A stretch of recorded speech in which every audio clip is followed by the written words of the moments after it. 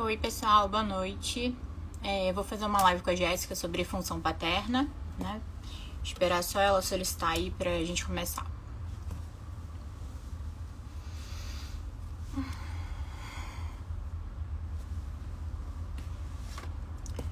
Oi.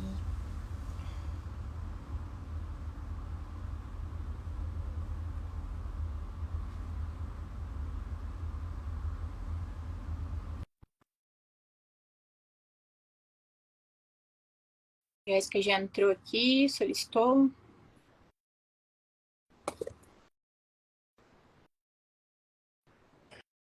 Foi. Oi. Oi. E aí? Tudo bom? Tudo bem? Tudo certo. Deixa eu só tirar aqui, que acho que tem Tudo bem? agora. Tudo certo. Beleza. Gostei desse tema, inclusive. Eu amei. E aquela indicação que você me deu do livro, enfim, do filme, foi bem boa. É verdade. Tem tudo a Tem ver. tudo a ver. Para quem não sabe, é o livro do Philip Roth, que é Pastoral Americana. Tem o livro e tem o filme. Vale a pena tanto ler o livro quanto ver o filme. Sim, é verdade. Né? E é bem fidedigno, inclusive, a adaptação que eles fizeram pro filme. Exatamente. Tem muita adaptação ruim, mas essa realmente tá boa. E é engraçado porque o filme não é muito conhecido. Igual o da Marca Humana, também não é um filme muito conhecido. E eu depois fui pesquisar, ele tem várias adaptações. Sim, Né? verdade. Tem várias. Então, vamos começar falando sobre o que... Ué, apareceu aqui que você não tá conseguindo participar. Você tá na live comigo. Travou? Pessoal, quem estiver assistindo aí, fala aí se tá travado. Acho que a Jéssica deu uma travada.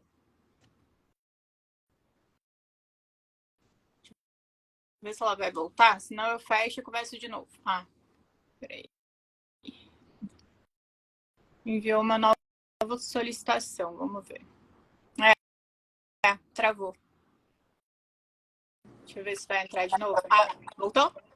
Na verdade, pra mim, pareceu que tu tinhas acabado com a live, entendeu? Fechado a live.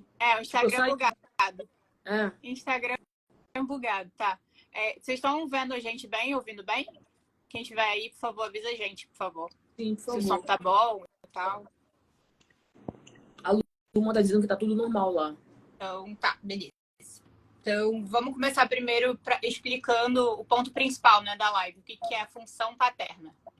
Acho que a gente pode falar um pouquinho e tem uma coisa interessante, né? Porque a gente fez sobre a função materna, agora a gente vai fazer sobre a função paterna. E é muito importante explicar que a gente só está dividindo aqui de maneira didática, mas na prática tá tudo junto e misturado, né?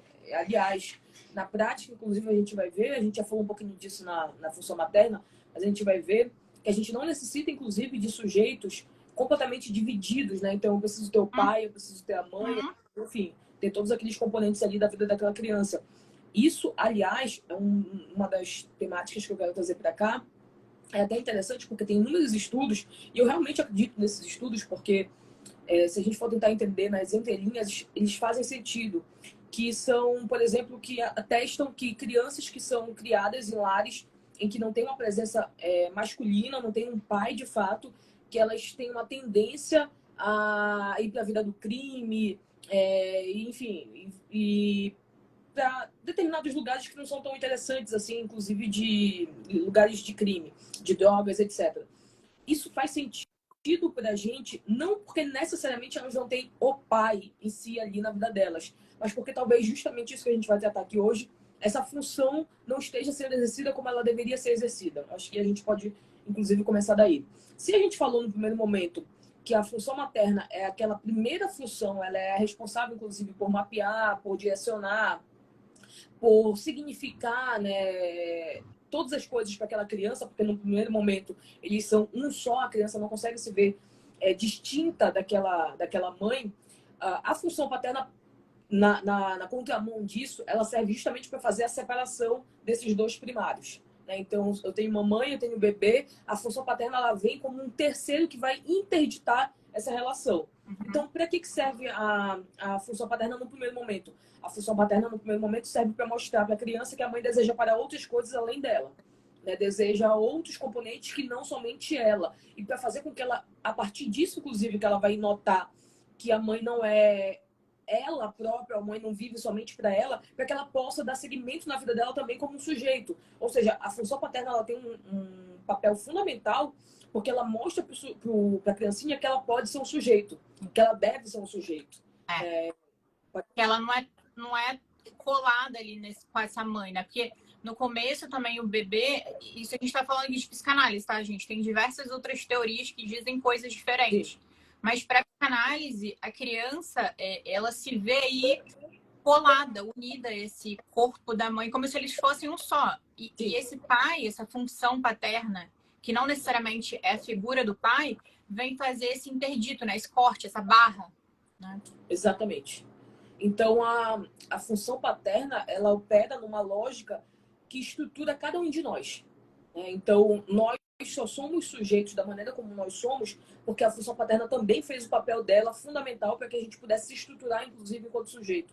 Para que a gente pudesse se estruturar, por exemplo, em relação à nossa sexualidade, em relação ao nosso desejo, em relação, enfim, a tudo que vai fomentar a nossa vida enquanto sujeito, que é um sujeito para além da relação mãe-bebê. Né? Então, a função paterna ela é uma função que organiza a nossa vida anímica, que organiza a nossa vida psíquica, se a gente pudesse traduzir dessa maneira. A função paterna ela tem um papel fundamental porque ela demonstra que a gente precisa de uma organização para que a gente possa sobreviver na sociedade.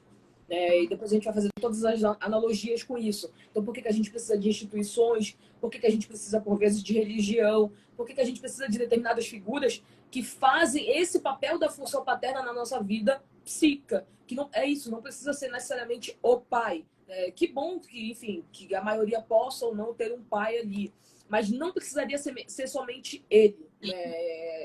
Inclusive, o papel da própria religião, nesse sentido, faz um papel fundamental, de fato, de representar esse pai que vai fazer com que a gente tenha medo, que vai fazer com que a gente tenha receio, que vai fazer com que a gente reprima as nossas funções para que a gente possa dar conta de, enfim, de tudo isso que é demandado da gente na sociedade de modo geral.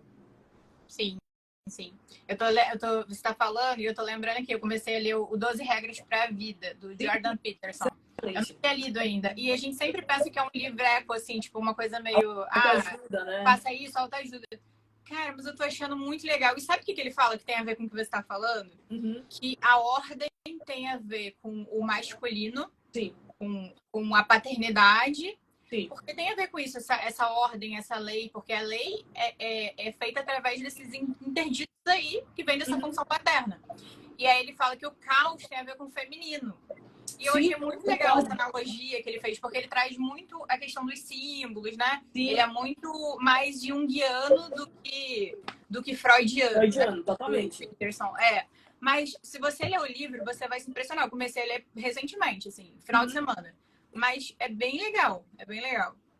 Tem uma coisa que ele fala, inclusive no primeiro capítulo desse livro, que é sobre essa divisão que ela precisa ser muito bem centrada para a organização de tudo. Ele vai mostrar como esses supostos opostos eles se complementam na nossa própria vida psíquica. É isso, né? No final das contas. Eu sei que é interessante porque o Peterson, ele realmente ele não tem medo algum de falar o que ele tem que falar com receio de ser cancelado, alguma coisa do tipo. Porque se você falar, por exemplo, hoje, para esse nível que a gente está tendo de debate público, né?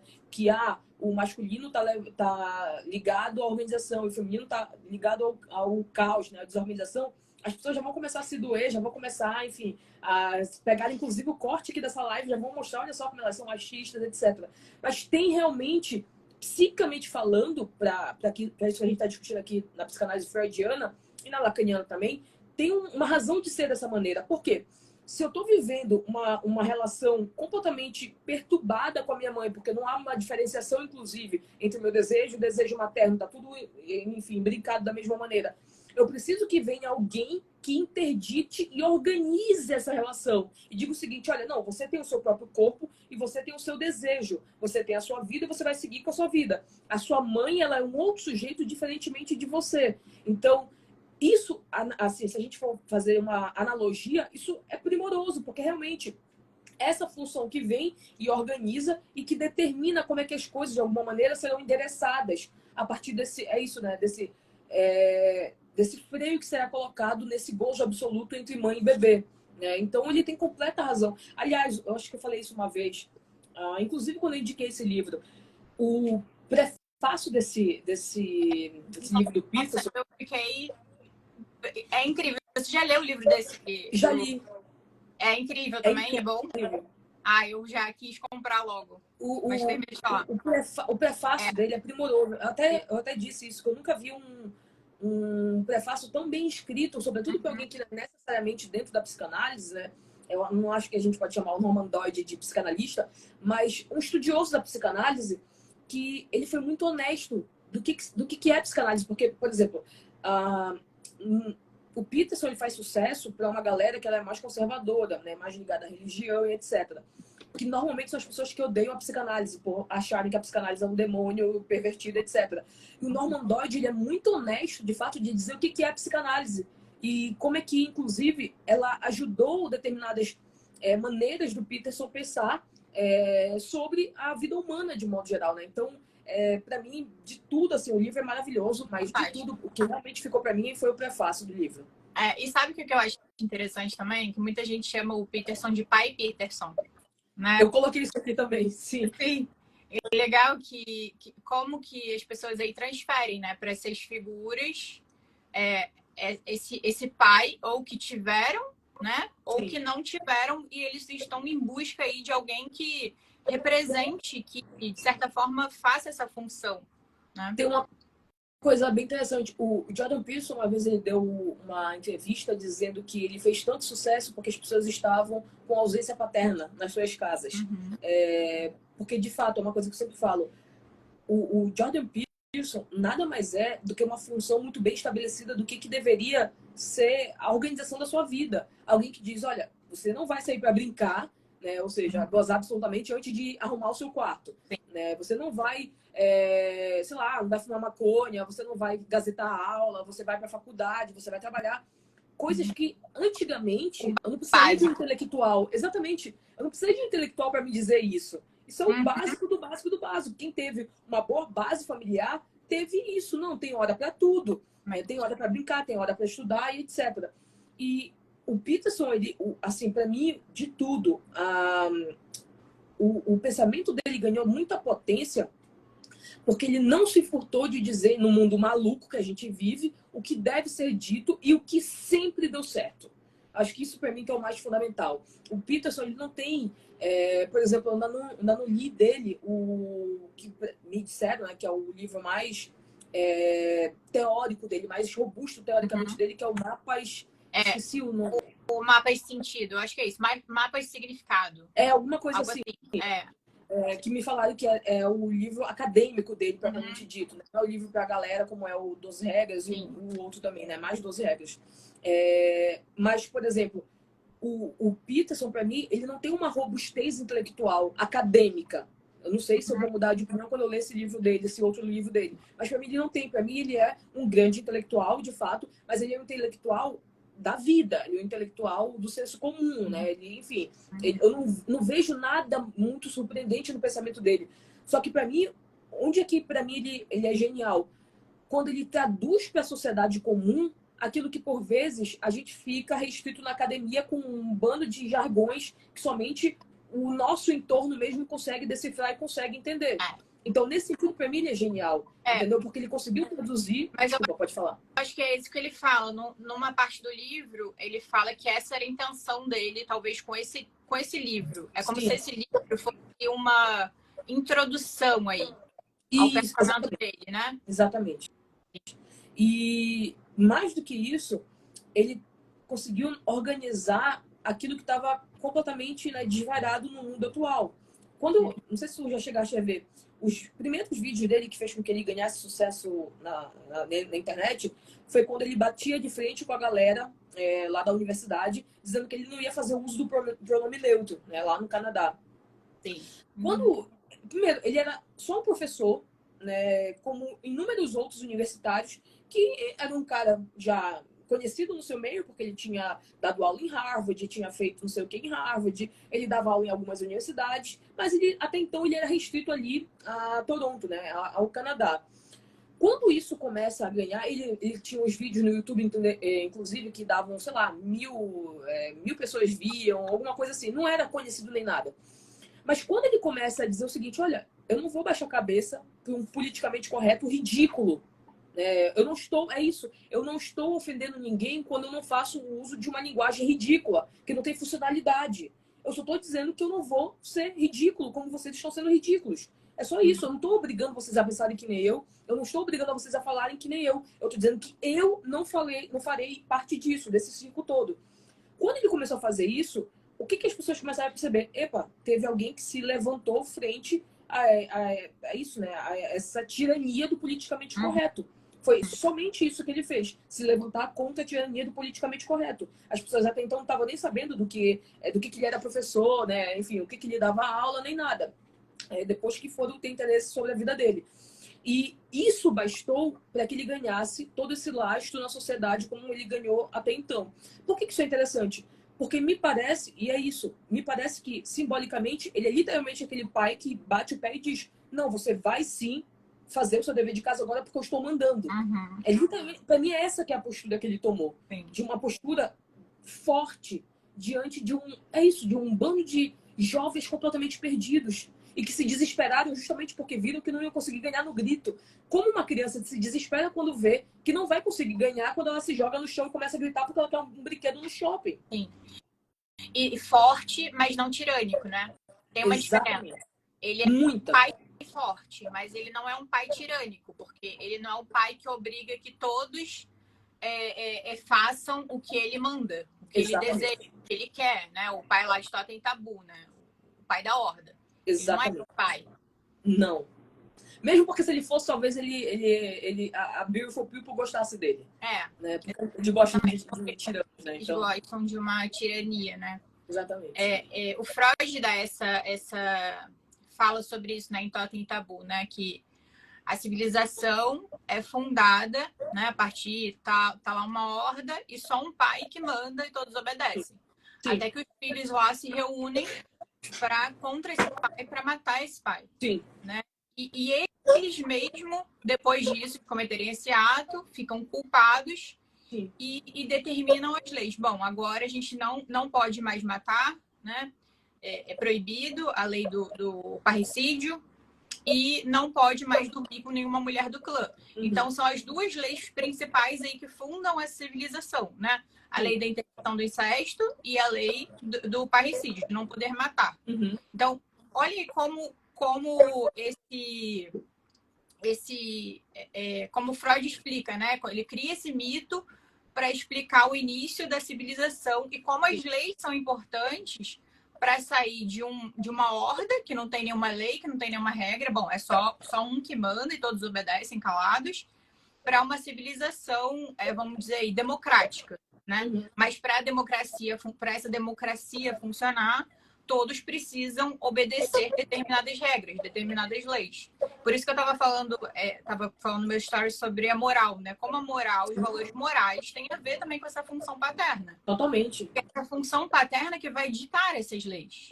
Exatamente, exatamente. Só que para ela vigorar, é necessário que essa mãe também tenha introjetado essas leis anteriormente. Sim, porque ela também vai veicular essas leis.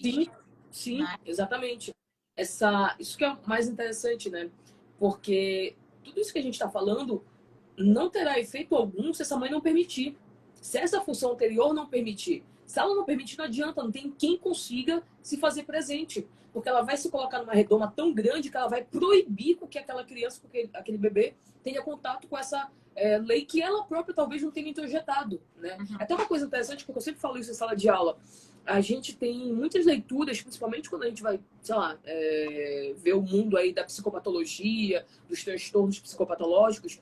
A gente tem muita leitura na literatura especializada da psicopatologia, biologizando determinados transtornos, principalmente os transtornos psicóticos, né? Você vê ali esquizofrenia, sei lá, o autismo, etc. E você vê uma leitura muito biologizante por vezes. E aí uma das coisas que fazem é mostrar como, por exemplo, você tem uma pessoa hoje, uma mulher hoje, e ela é esquizofrênica. E aí você vai ver, a mãe dela também era esquizofrênica. Aí você vai ver, a avó dela também era esquizofrênica. Aí todo mundo já, né, pensa que matou ali o enigma. Ah, então é porque é uma questão genética, né? Todo mundo tem, então todo mundo vai ter. Não, as pessoas... É isso. As pessoas não param para pensar por uma outra ótica que não é tão fácil assim, que talvez uma lei não pôde ter sido submetida para aquela criança, porque as mulheres anteriores daquele clã ali, né, daquela família, também não tiveram essa lei. Então, como é que eu vou passar uma lei por vezes que nem eu me submeti a essa lei? Né? Então, não se trata de uma questão biológica, mas se trata de uma lei simbólica que não é permitida ser passada, inclusive. Porque não foi internalizada. É aquela questão Exatamente. da mãe não ter recebido afeto, amor, e ela não sabe como, não tem o que passar para o filho. Porque ela não recebeu isso da própria mãe. Né? Então, é aí uma coisa que é histórica, né? Vai passando de uma geração para outra, através da linguagem, né? Vai passando ou não vai passando. Né? Sim, exatamente. Então, assim, para a gente ainda voltar nesse primeiro ponto, essa função paterna, ela é fundamental para, enfim, diante disso tudo que a gente está conversando aqui, para frustrar. Primeiro, né? Bora colocar as coisas nos termos corretos. Ela tem dois funcionamentos primários, né? Um de frustração e um de privação. A frustração vai ser em relação ao desejo da criança, né? Que vai ser frustrado, ou seja, a mamãe não vai ficar somente comigo, não vai somente gozar comigo, gozar psicanaliticamente, pelo amor de Deus, tá, gente? Não vai somente ter a minha, porque é complicado falar, né, determinados termos hoje em dia. E privação, porque ela vai privar aquela mulher de também ficar somente nessa relação com aquela criança.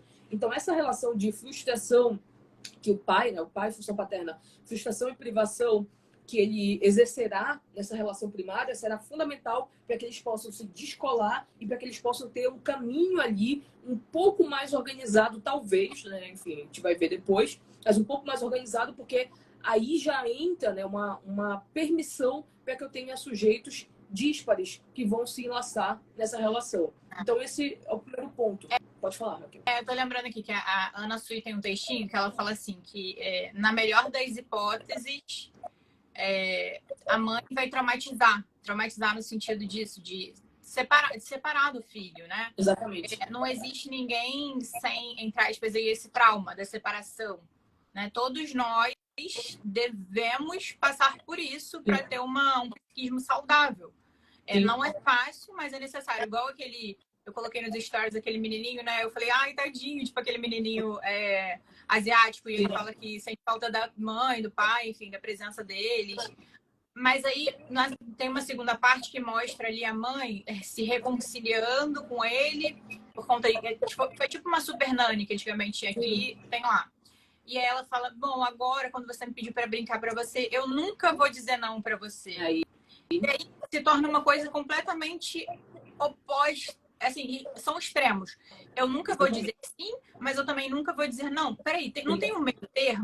Exatamente. Porque você não precisa só dizer sim para o seu filho, nem você precisa só dizer não para o seu filho. Existe um meio termo. Você não deve, né? Sim.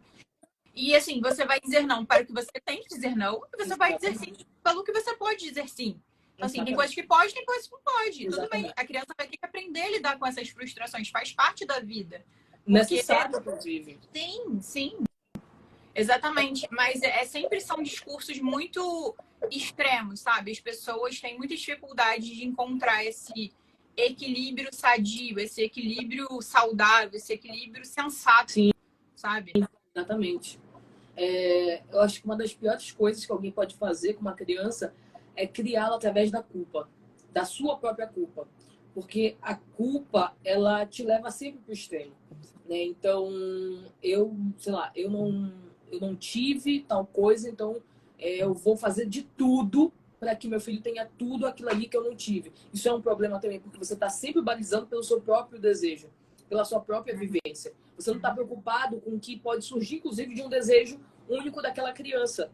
Né? Então, por que isso é problemático? Porque você vai criando essa criança de uma maneira que ela se sinta, de alguma maneira, completamente, reclusa, né? Refém do seu próprio desejo. Então, você não perguntou para ela se ela quer fazer balé, se ela quer fazer taekwondo, se ela quer fazer não sei quantos milhões de línguas. Você não perguntou, você vai simplesmente impondo para ela, porque você não teve nada. Mas tem coisas que são que você pode, tudo bem, você faz isso e mais tarde a criança pode falar, bom, eu não gosto de balé, minha mãe me fez fazer balé, agora eu não quero mais fazer balé. Sim. Agora, coisas muito mais complexas, tipo a questão da transição de gênero, né? Tudo isso. Ontem eu tava vendo, ontem não, essa semana apareceu para mim um vídeo, né? Da mulher falando que o filho tinha 4 anos e o filho tinha nascido no corpo errado, e eles iam começar um processo. E aí o entrevistador, o jornalista, fala para ela, bom, é um desejo seu, não é um desejo do seu filho, ele tem apenas 4 anos. Sim, sim, perfeito. Né? Então, assim, então, quando é um balé, um boxe, um esporte, tudo bem. Então, a minha mãe me colocou para fazer e agora eu decidi que eu não quero mais. Agora, houve uma situação aí que a mãe interpretou, foi ela que interpretou, Sim. que a criança nasceu com o corpo errado. Sim. Né? E aí faz um procedimento desse que é irreversível. Né? Irreversível. E tem até uma coisa, né? É muita desinformação dizendo, mas não, é que a gente não faz logo de início a cirurgia. Primeiro vai passar por um processo, né, de hormonização e etc. É isso. As pessoas, elas criam uma narrativa para fazer com que as pessoas acreditem que não, olha, não estão fazendo nada demais, elas estão só respeitando o desejo da criança. Porque a criança com 4 anos de idade, com 3 anos de idade, disse que ela não era um menino, ela era uma menina. Meu Deus do céu, mas uma criança vai dizer que ela é o Tiranossauro Rex. Você vai permitir que ela se transforme no Tiranossauro Rex, faz um monte de cirurgia? Isso não tem lógica. Qualquer pessoa com um mínimo de lógica, que não queira simplesmente lacrar, ou que não seja um acéfalo completo, consegue perceber que uma criança ela não tem condições psíquicas, cognitivas, físicas, de decidir absolutamente nada que seja irreversível. É uma questão basilar. E hoje em dia a gente tem que ficar falando coisas óbvias. Até que tem um videozinho na internet do menino falando, o cara falando pro menininho, né? Você quer esses 2 biscoitos Oreo ou 10 mil reais? Aí o menino fala, eu quero esses 2 biscoitos Oreo. Assim, olha só, gente, as crianças não têm capacidade de discernir as coisas, de decidir determinadas coisas. Precisa ter um pai e uma mãe ali responsáveis para poder tomar essas decisões, dizer o que é certo e o que é errado. Sim. A criança não nasce pronta, não é ela que vai te ensinar as coisas, é você que vai ensinar para ela. Mas a questão é, quando a pessoa não tem nada para ensinar para essa criança, porque ela não sabe de nada, ela está completamente perdida, ela também está completamente desestruturada. Exatamente. Né? Chegou uma paciente para mim que ela disse o seguinte, ela foi me procurar porque ela estava com medo de fazer alguma coisa de errado na criação do filho dela, que é o primeiro filho dela, o que já, enfim, de antemão já é você vai fazer. Né? Exatamente. Enfim. Primeiro filho. Exatamente. E aí ela disse, não, eu tô com medo de fazer algo muito errado que vai traumatizar muito meu filho, principalmente em relação a quem ele é e quem ele será na vida dele adulta. Eu falei, tá, mas me explica, como assim? Porque, sei lá, eu fico criando meu filho desde quando ele nasceu. O filho dela tem 3 anos de idade. Eu fico criando desde quando meu filho nasceu como um menino. Mas se ele não for um menino? Se ele não se sentir um menino? Porque eu dei um nome masculino para ele. Mas e se eu estiver traumatizando porque ele vai ser tudo mais difícil para ele, porque agora ele vai ter que, enfim, entender que ele não é um menino, mas ele tem um nome masculino. E, enfim, começou quase que, é isso, como a Tânia Coelho fala, né? Quase uma psicose ordinária, né? Esse discurso, é muito delirante. Eu falei, tá, mas o que você quer fazer? Ela disse, não, mas eu acho que eu tenho que perguntar para ele se ele se sente como um menino. Se ele se vê como um menino, se ele tá bem no próprio corpo dele dessa maneira. E a única pergunta que eu fiz para ela foi, você acha razoável você fazer uma pergunta nesse grau, inclusive, de complexidade com uma criança de 3 anos de idade? Você realmente acha que isso é adequado? Você ter esse tipo de conversa com o seu filho, em que ele tem 3 anos de idade, em que ele tá comendo areia no parquinho, e você vai chegar com ele, vai colocá-lo numa cadeira e vai falar, meu filho, você se sente bem no seu corpo masculino? Você se sente bem no seu nome masculino? Você realmente acha que essa é o tipo de pergunta razoável que você deveria fazer pro seu filho de 3 anos de idade? E aí ela olhou para mim perplexa, porque na cabeça dela, todo mundo da minha área vai falar, não, olha, realmente, a gente tem que ver como é que a gente pode criar uma criança sem muitos traumas, porque você sabe, né, a gente vive numa sociedade machista, estrutural, patriarcado, não sei o quê. E quando ela olhou para mim, tão assustada, e é isso, acho que ela pensou, caraca, eu paguei essa sessão com o valor que eu paguei para alguém me dizer uma coisa que a minha mãe poderia ter me dito, que é uma coisa muito óbvia, mas ela precisou ir até mim porque ela acredita que somente eu vou ter o saber e o poder de dizer para ela o que é o mais adequado por conta dos títulos que eu tenho, para eu dizer uma coisa que a avó dela diria e falaria: tu é lesa. Onde que você vai ter um título? Estava falando na live da maternidade, né? Exatamente isso. Muita coisa a gente poderia perguntar para as nossas mães, para as nossas avós, em relação à criação dos filhos, porque elas já têm esse gabarito.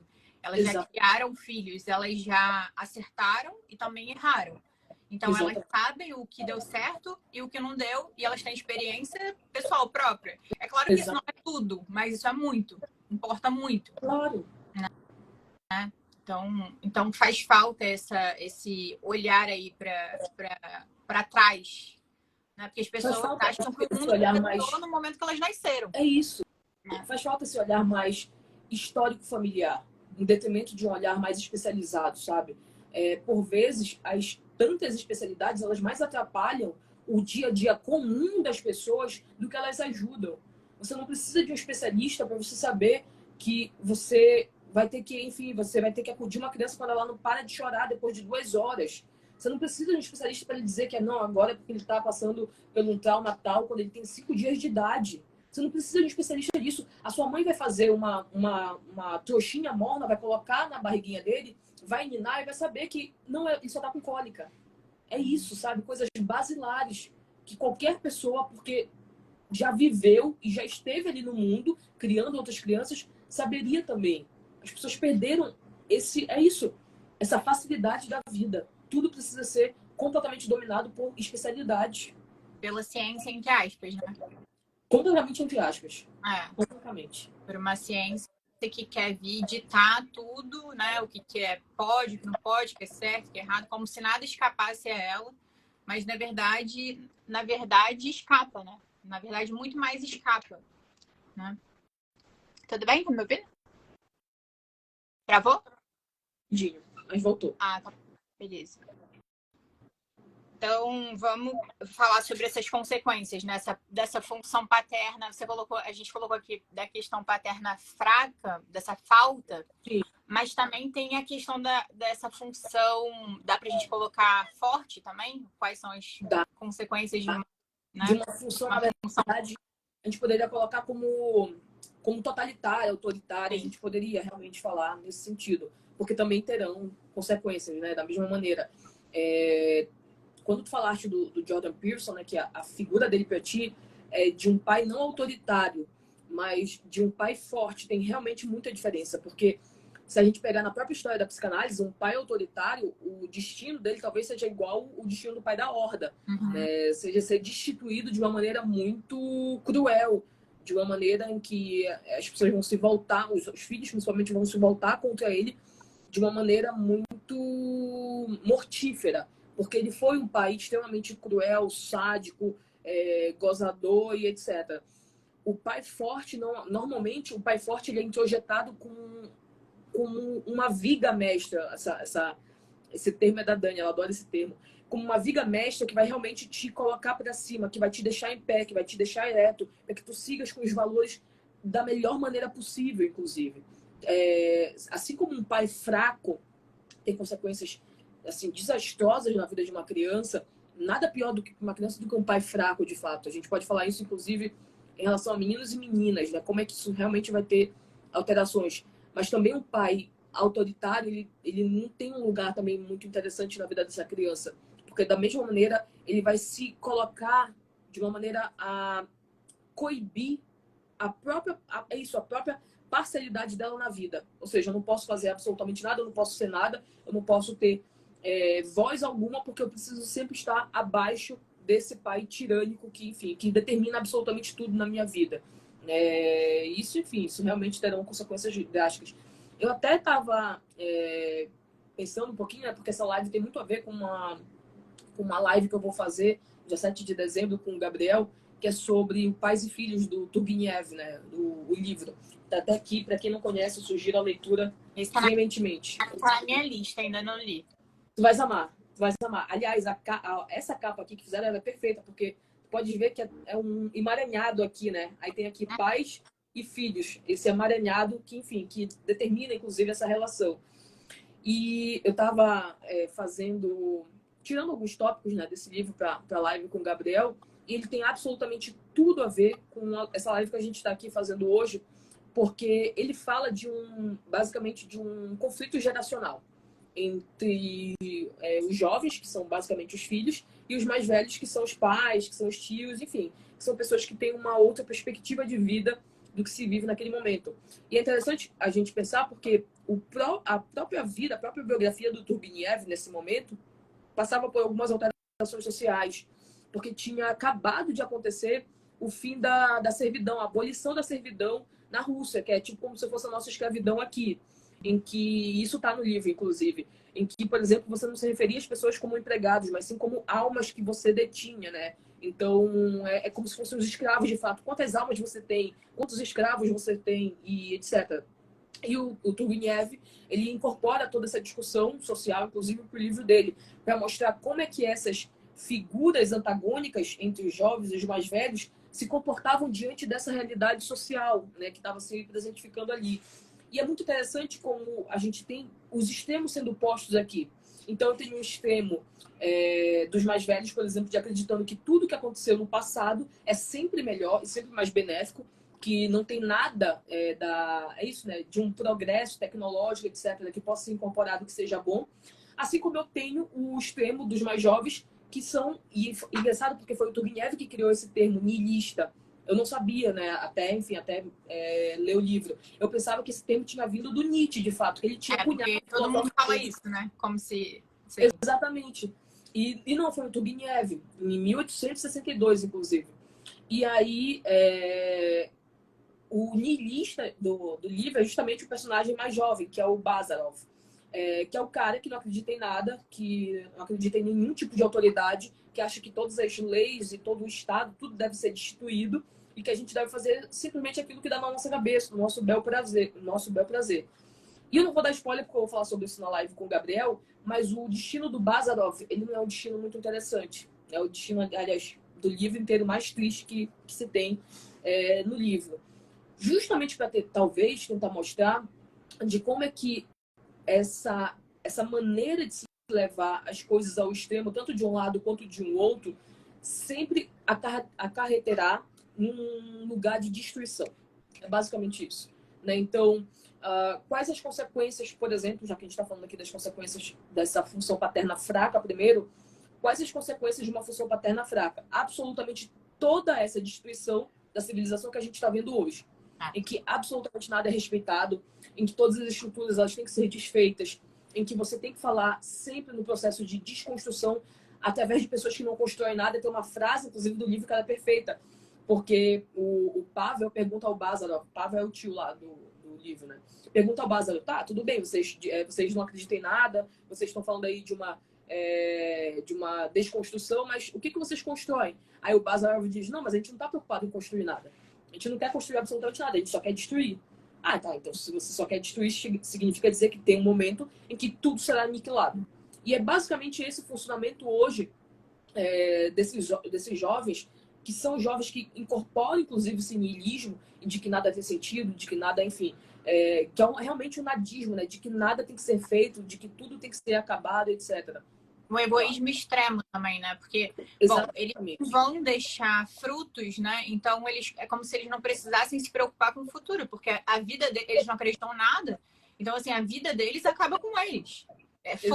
Foda-se o mundo, sabe? Exatamente. Eu não vou ter filhos, porque aí eles usam um discurso que não querendo ser egoístas, né? Aí para colocar um falso virtuosismo. Não, eu não vou ter filhos, na verdade, por conta do planeta. Porque eu preciso cuidar do planeta. Não, você não precisa ter filhos. Parece que tem outros motivos aí. E tudo bem você admitir isso. Não, mas eu não quero admitir isso porque eu não quero parecer, sabe, egoísta. Virtuoso. Eu quero fingir que eu sou virtuoso. Exatamente. Então eu falo que eu não vou ter filhos não porque eu não quero ter filhos. Eu falo que eu não vou ter filhos porque eu quero cuidar do planeta e ter filhos significa destruir o planeta. Bom, realmente, você criar um filho que vai destruir o planeta da mesma forma como você está destruindo com a sua ideologia, faz sentido. Agora, se você quiser criar filhos para que eles cuidem de si mesmo, da família, do planeta, é outra coisa. Né? Perfeito. Só que tem um problema problema, né? Porque você criar pessoas para que elas sejam virtuosas, isso dá muito trabalho. Sim, Você criar pessoas para que elas sejam viciosas não dá trabalho nenhum. O vício não dá trabalho nenhum. O que é o vício? Eu não levantar da cama. Por quê? Porque eu não quero. Não quero saber. Eu tô cansado do nada, mas eu tô cansado. Eu só vou comer o que não presta porque é mais rápido, é mais fácil. Eu só vou pedir iFood, só vou pedir McDonald's. Eu não vou correr, eu não vou fazer um exercício, eu não vou ler. Eu só vou assistir Netflix. Nada disso dá trabalho. Desculpa, nada disso dá trabalho. O que dá trabalho realmente é a virtude. Isso realmente dá trabalho, porque você levantar cedo, você fazer exercício, você ter que ler, você ter que trabalhar, você ter que cuidar de pessoas. Tudo isso dá trabalho. Então, essa tendência, que supostamente, né, seria uma preocupação, um virtuosismo, porque você está cuidando do planeta, nada mais é do que puro e simples egoísmo. Porque você não tem que fazer nada para que o caos seja instaurado. O caos só não é instaurado se você fizer alguma coisa. Se você ficar inerte, se você ficar apático, as coisas vão se destruir por elas mesmas, porque a nossa tendência maior é a destruição mesmo. Nesse sentido, o Freud tem completa razão. A nossa tendência maior... Desculpa, você ia falar. Não, exatamente. Experimenta não fazer nada, né? Pra você ver o que vai Exatamente. acontecer. Uhum. Então, nesse sentido, o Freud, nossa, ele é muito safo, porque a nossa tendência maior, ela não é a plenitude, não é, enfim, você agregar na vida alheia. Isso é o que a gente mente pra gente achar que a gente é um ser humano melhor. Isso não é verdade. Se a gente não realmente colocar em ato uma energia para que as coisas boas aconteçam, só o caos vai imperar. Então, dá muito trabalho você, por exemplo, estou pensando agora, né? Sei lá, na melhor analogia que eu poderia trazer aqui. Dá muito trabalho você ser um bom professor. Porque você tem que estudar que nem um desgraçado. Uhum. Você tem que se importar com seus alunos. Você tem que se importar em dar melhor aula. Você não tem que se importar simplesmente de ir lá ganhar seu salário. Porque isso vai acontecer, principalmente se você for servidor público. Você não precisa fazer nada. Como eu disse, cara, professor de faculdade federal, a maioria manda os estagiários dar aula no lugar dele. E ele nem vai para a faculdade. Desculpa, essa é a verdade. Então, isso... Obrigada. E você ainda vai se esforçar e vai ser odiado por uma parte da turma porque você é muito exigente. Exatamente. Quando o carinha que vai lá, chega lá, nem se esforça, mas assim, fica lá conversando, trocando ideia. É aquele que todo mundo ama porque não é exigente. Mas no final, quem é lembrado? Né? Quem realmente é lembrado? Exatamente. Você lembra de professoras suas? Eu lembro de professores mais exigentes, mais Só dos mais dedicadas, né? Só dos que foram professores de fato. Sim. Não os que queriam ficar na a gente já tem até alguém falando, professora Jéssica, saudade. Não os que queriam ficar na sala de aula, transformando a sala de aula como se ela fosse um bar na faculdade, sabe? Porque eu tinha professores que eram jovens, que achavam que eram, coleguinhas de aluno, e que só ficavam lorota, contando da vida, contando da festa que foi. Aula mesmo não tinha, entendeu? E é engraçado porque na hora que acontece, todo mundo, tipo, entra na vibe e tal. Os alunos adoram, né? Porque não vai ter aula, não vai ter que estudar, não sei o quê. Quando vai fazer a prova que se lasca porque não aprendeu nada, porque não estudou nada, aí já se transforma o pior professor do mundo. Só que é isso. Foi você mesmo que contribuiu para isso acontecer. Porque quando seu colega que queria ter aula falou, olha, gente, bora ter aula, sabe? Professor, você não vai dar aula. Você achava que ele era o chato da turma. Só que depois as consequências sempre vão vir. É isso que as pessoas não entendem. As consequências, elas sempre virão. Então você tem você tem uma oportunidade de escolher o que você vai fazer com isso. Você vai curtir adoidado, né, o carpendinho da vida, ou você vai realmente ter trabalho com a sua vida. Porque se você tiver trabalho com a sua vida, talvez você consiga ter frutos também interessantes dali. Sim. E aí, novamente, é esse equilíbrio aí, né? Que falta muito atualmente entre você aproveitar o dia, aproveitar o hoje, curtir, mas se preocupar com o amanhã. Então você tem que buscar um certo equilíbrio aí, né? Entre esses lados. Exatamente. Não é um equilíbrio exato, porque isso também não existe, né? As pessoas têm ideia que existe uma perfeição, uma coisa linda, incrível, que vai achar ali o ponto central e que tudo vai funcionar às mil maravilhas. Não.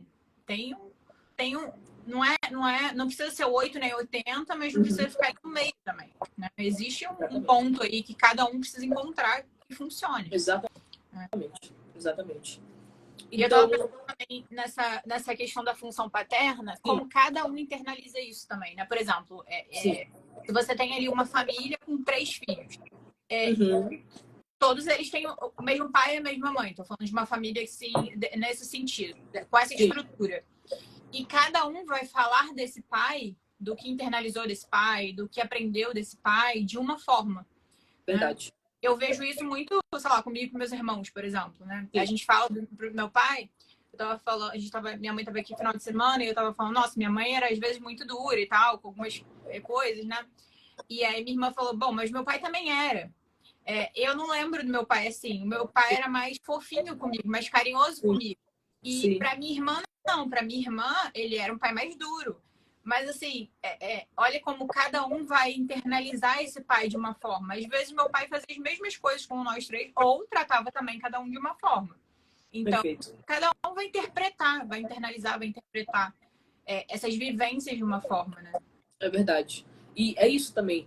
Só é possível que esse sujeito interprete também de uma maneira distinta, porque já houve ali uma barreira, né? Uma interdição, para que ele também possa se transformar no sujeito.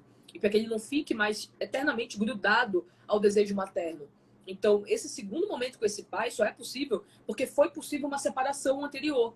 Porque se essa separação não houver, acabou. Você vai ficar recluso àquele desejo materno, né? Completamente. E tem uma coisa interessante também, já que a gente está falando das consequências, né, desse pai fraco.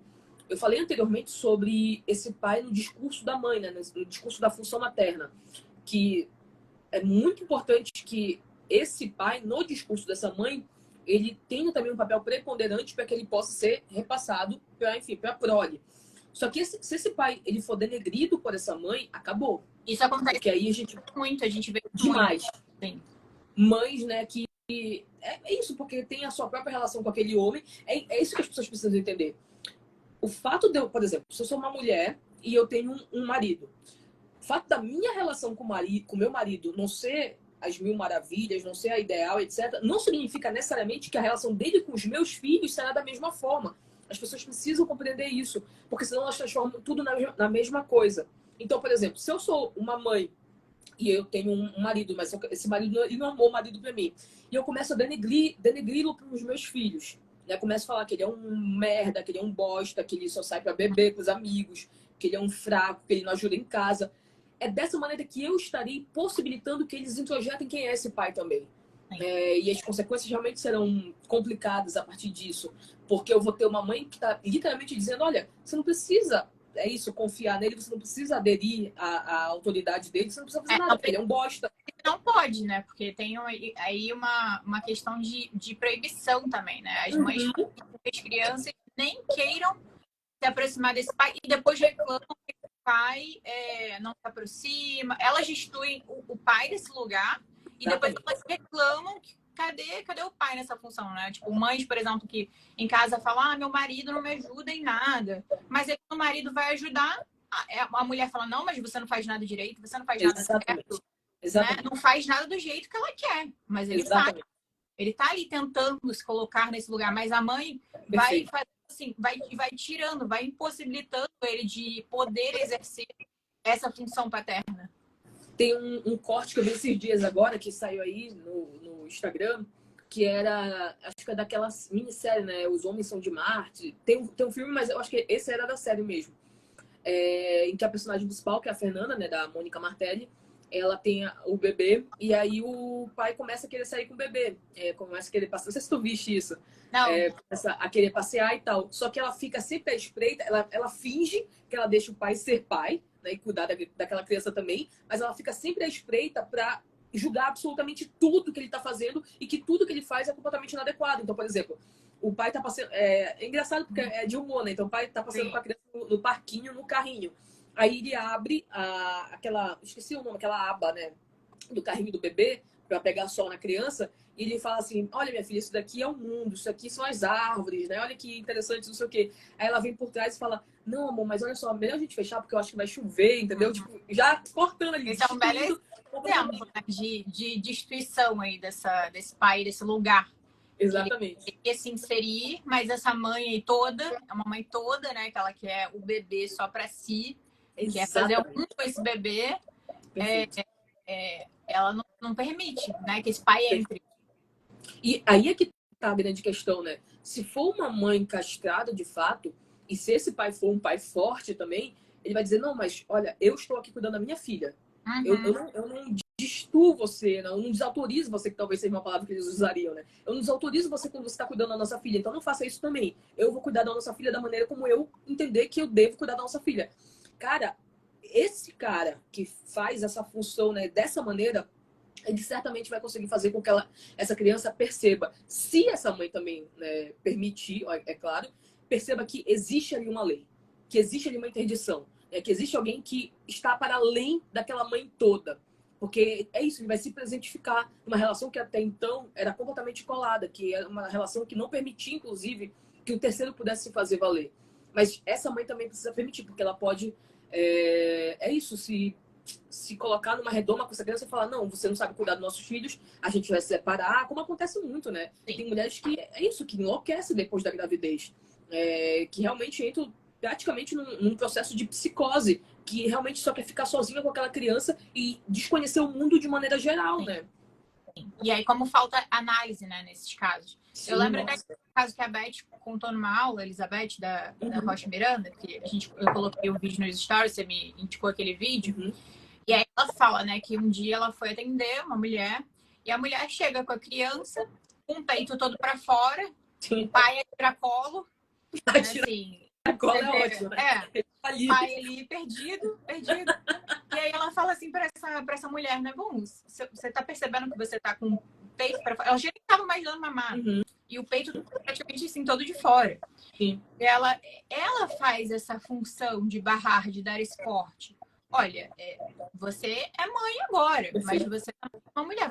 Você precisa colocar aí esse peito de volta no lugar, né? Você precisa se inteirar aí que você não é sua mãe, né? Existe e aí numa análise você vai falar sobre tudo isso, vai falar sobre isso que você está repetindo e nem se dá conta que está repetindo, que sua mãe fez, destruiu o pai desse lugar, né? Muitas vezes é uma repetição. Perfeito. Que a pessoa não se deu conta, né? Excelente, é isso mesmo. Alguns casos se tornam independentes emocionais.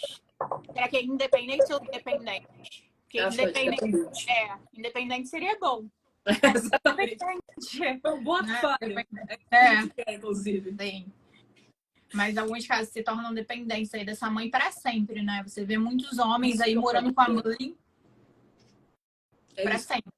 E tem tudo a ver com aquele vídeo lá que eu te falei, né? Do que eu fiz, o que muito ama, muito odeia. Sim. É isso, cara. É isso. Você acredita que você está fazendo porque você ama o outro, porque você cuida do outro, etc. Mas você está tirando aquilo que de mais rico uma pessoa pode ter, que é isso, é a sua independência afetiva, emocional.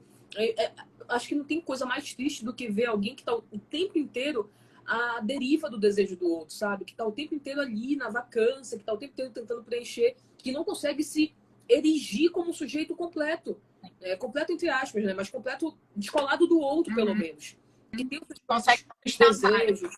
Exatamente. É muito triste isso. Uma pessoa que não consegue. É isso, não consegue escolher coisas básicas. Tava até brincando com a Dani. Aliás, a Dani tava brincando comigo esses dias, falando de uma conhecida que, cara, até pra escolher um sorvete na sorveteria, ela pede a nossa ajuda. A Beth fala de caso assim também, que a avó, né? A avó foi levar um menininho na análise com ela. E aí a avó não deixava o menino nem escolher o sorvete. Ela falava, você quer o sorvete aqui? Você quer o de chocolate, né? Eu sei. Tipo assim, ela não deixava nem o menino completar. Ela mesma perguntava, ela mesma respondia. Sim. Então você não deixa esse sujeito aí emergir. Você vai tamponando todos os desejos dele, porque você sabe o que é melhor para ele. Você sabe o que ele quer, o que ele deseja. E aí ele fica completamente alienado, esse grande outro, né? É isso. Exatamente. Que é o que deveria acontecer, né? Um processo de separação que por vezes não acontece. Por isso que, nesse sentido, tens completa razão. Uma boa análise também talvez consiga fazer isso que já deveria ter sido feito anteriormente, que é descolar o outro dessa alienação do desejo, né? Então você vai ter que se separar para você. É isso, para você começar a se tornar sujeito. Então, alguém chega completamente alienado ao desejo do outro e um trabalho de análise talvez permita que essa pessoa comece a escolher sua própria roupa. Isso aconteceu. Eu dei uma paciente que foi exatamente isso que aconteceu. Ela não escolhia a própria roupa dela. Acho que foi dela que eu falei, inclusive, no vídeo. Ela não escolhia a própria roupa dela. Ela não escolhia, sei lá, o que ela ia comer. Nada. Coisas basilares. Coisas que, meu Deus... idade? Qual idade? Que idade ela tinha? 49 anos. Nossa. Para você ver que a idade psíquica é diferente, né, da idade biológica. Tanto que é interessante isso, que quando eu ia falar desse caso, né, em supervisão, etc., ou às vezes quando os meus alunos falam de casos dele, eu pergunto depois da idade para eu poder primeiro escutar, para eu saber realmente onde é que psiquicamente essa pessoa está inserida, sabe? Então, quando eu ia falar desse caso, as pessoas normalmente falavam, ah, ela é adolescente. Eu falei, não, ela é uma mulher adulta de 49 anos. Sim, porque muitas vezes também eu falava de alguns casos com a minha supervisora, eu falava que tal idade e tal. E aí eu falava, bom, mas não parece, né? Não parece que ela tem essa idade, ela se comporta como uma criança, muito imatura ainda. E a Beth fala sobre isso também no vídeo dela, sobre essa questão da debilidade mental, que tem a ver com esses sujeitos aí débeis em relação ao desejo. Eles não são débeis, porque as pessoas chamavam antigamente de débil mental como se fosse uma coisa pejorativa e tal, né? Mas na psicanálise, a debilidade tem a ver com essa questão do desejo. O sujeito não deseja porque ele não tem esse espaço, porque a falta que vai fazer com que o desejo possa emergir aí. Então, essa cola, essa mãe colada a essa criança, esse sujeito, ela não deixa esse espaço para que o sujeito possa desejar por ele mesmo. Posso falar, bom, eu gosto de rosa, eu gosto de sorvete de morango, e minha mãe, sei lá, gosta de sorvete de chocolate, gosta de azul. Não, é a mesma coisa, é uma pessoa só, é uma coisa só, não tem essa separação. Mas na debilidade, é diferente da psicose, enfim, dos tipos clínicos da psicose, porque na debilidade tem uma possibilidade de o sujeito sair, né? E na psicose já é mais complicado, que não tem essa possibilidade. E eu vejo que muitas crianças autistas, na verdade, não são autistas, são débeis. Sim. Né? O desejo materno, inclusive. Sim. Ela fala isso também naquele livro, naquele capítulo que tu me mandaste, daquele caso clínico, inclusive, que a gente estava discutindo. Ela fala dessa debilidade. Sim, exatamente. Eu até anotei... Desculpa, pode falar. Não, o que eu anotei aqui, né? Tô vendo aqui as minhas anotações, que eu tenho uma frase que eu adoro, que tem a ver, inclusive, com com as consequências, né, desse pai impotente, desse pai denegrido no discurso materno, que é uma frase de um filme, se tu já viste, se não, tu tens que ver esse filme, que é o Clube da Luta. Já viste? Mas tem que ver de novo, tem muito tempo que eu vi. Eu já vi algumas vezes, mas tem muito tempo que eu vi a última vez. Mas esse filme ele é perfeito, porque tem uma frase dele que o Tyler Durden, né, que é o personagem lá do Brad Pitt, ele diz uma coisa que é muito interessante, que tem a ver com isso que a gente está falando aqui, dessas consequências para a própria civilização, né, ocidental, pelo menos, que é que nós somos uma geração de homens que são criados por mulheres. E é claro que a gente não precisa necessariamente ler de maneira literal, a gente pode ler de maneira simbólica. Ou seja, o que é uma civilização de homens que são criados por mulheres? É uma civilização de homens em que uma figura paterna potente, forte, não se faz presente. O que isso vai criar? Vai criar homens fracos, e homens de maneira geral, tá? Ser humano fraco. Vai criar pessoas completamente perdidas, pessoas que não sabem para onde que elas devem ou não endereçar, inclusive, a sua existência, o seu desejo, porque tá tudo completamente confuso. Porque não tem uma linha que se coloque para que elas possam dar seguimento. Elas estão completamente cativas no desejo materno, no desejo dessa mãe, dessas mulheres, inclusive. Então, você cria uma sociedade fraca. E a gente volta lá no caso que você estava contando da mãe que chegou no teu consultório, né? Falando se deveria criar um filho com gênero neutro, sei lá, né? Sim. Um gênero diferente do que ele nasceu. Uhum. Quando você não marca determinadas coisas, não determina, não dita determinadas coisas, até mesmo óbvias, como a sexualidade que a criança nasceu, um nome, que agora tá na moda também, colocar nome em forma de número, assim, sabe? Como assim? O próprio Elon Musk, né, ele coloca o nome dos filhos como números, códigos. Tem isso também. Porque eles estão começando a falar de uma questão aí de uma transhumanismo, né? Entendi. E aí já é uma coisa mais complicada, mais avançada. Mas é como se você pegasse essa criança que acabou de nascer e você não fosse determinar nada, porque, bom, no futuro ela vai decidir a partir do quê? Você tem que dar uma base para ela. E outra, você já está determinando. Sim. Mas aí é isso, as pessoas acham que não, que tem como não determinar. Mas você tem que tem que dar uma base, você tem que dar um nome, você tem que dar um lugar no seu, em relação ao seu desejo, dizer para ela o que você desejou para ela, o que você quer dela, a história dela. Exatamente. Sim, é importante ter contado também. Não, é engraçado, né? Porque olha como as coisas são, para quem olha com mais destreza, né? O discurso é, eu não vou dar base nenhuma porque eu não vou ser uma pessoa autoritária, eu vou deixar meu filho desejar por ele mesmo. Mas o que está por trás? Quando você não dá base alguma, você não dá a possibilidade do seu filho desejar por ele mesmo, porque como é que ele, uma criança que acabou de nascer, vai desejar diante do nada? Você dá a possibilidade dele desejar por ele mesmo quando ele, diante de todas as possibilidades, inclusive daquelas que são endereçadas, que são fixas, ele pode ainda assim ser um sujeito. E mais do que isso, você está dizendo, no alto do seu narcisismo, né, do seu egoísmo, que você é o responsável de 100% de quem ele se tornará quando você endereça de alguma maneira. Como se Olha o quão narciso que é isso. Exatamente. Então, a desculpa é, não, eu sou uma pessoa melhor, sou uma pessoa elevada, porque eu não determino nada. Mas o que está por trás é, eu sou tão narcisista que eu acredito que sou eu que determino tudo.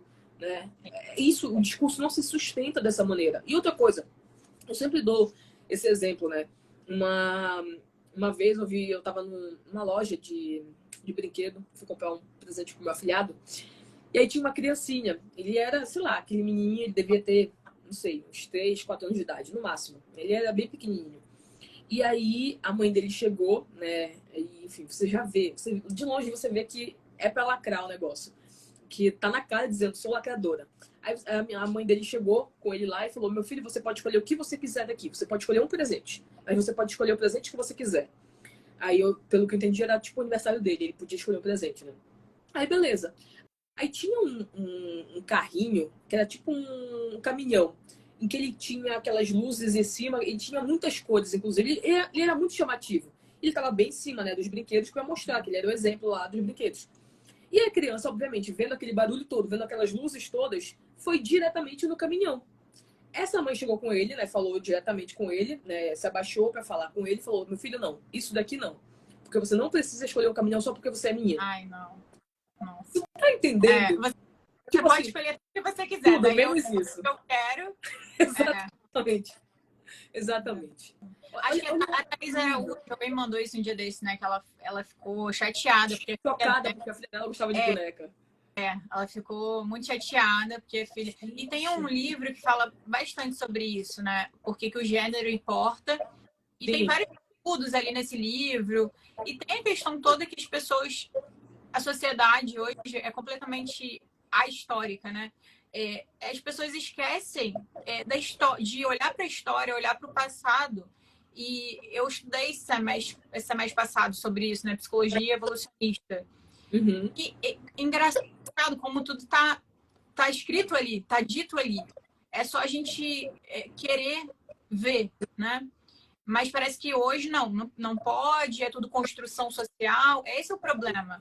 Existem questões que são determinadas a partir da cultura, da sociedade, mas não é tudo. Claro. Né? Não é tudo. Então, não é tudo ou nada, né? Ou tudo é construção social, ou é tudo da biologia. Não é. Existe aí um entremeio disso. Existe o que vem da cultura e o que vem do biológico, o que vem da história, né? Acho que nesse sentido é por isso que o Freud, né, ele é muito profético, porque ele, diante de todo o cenário que estava se formando ali em relação aos estudos da psicologia social, psicologia das massas, ele veio para, botar uma pá de cal mesmo nessa discussão de falar, olha, as coisas não são completamente binaristas como vocês querem acreditar. Não existe somente a psicologia social ou a psicologia individual. Elas, desde o início, estão entrelaçadas. Você não tem como, você não tem como apartar completamente o homem e falar, não, isso aqui é social, isso daqui é mental, isso daqui é psico. Não tem como fazer um negócio desse. A gente está o tempo inteiro emaranhado, né? Sim. É por isso que essas discussões perdem tanto, né? Porque eles querem colocar só de um lugar ou só de outro, e aí você perde. Você não tem um diálogo entre as abordagens, entre as diferentes visões, e aí fica uma coisa completamente reducionista e pobre, empobrecida, né? Exatamente. O discurso completamente empobrecido e sem nenhum significado, sem nenhum sentido. Perde o sentido. Perfeito. Então, vamos falar das consequências desse pai tirânico, né? Porque o ideal seria um pai minimamente forte aí, né? Sim. Mas esse pai tirânico, eu acho que o Freud tem ele tem um paciente dele que é psicótico ou peraí, que eu acho que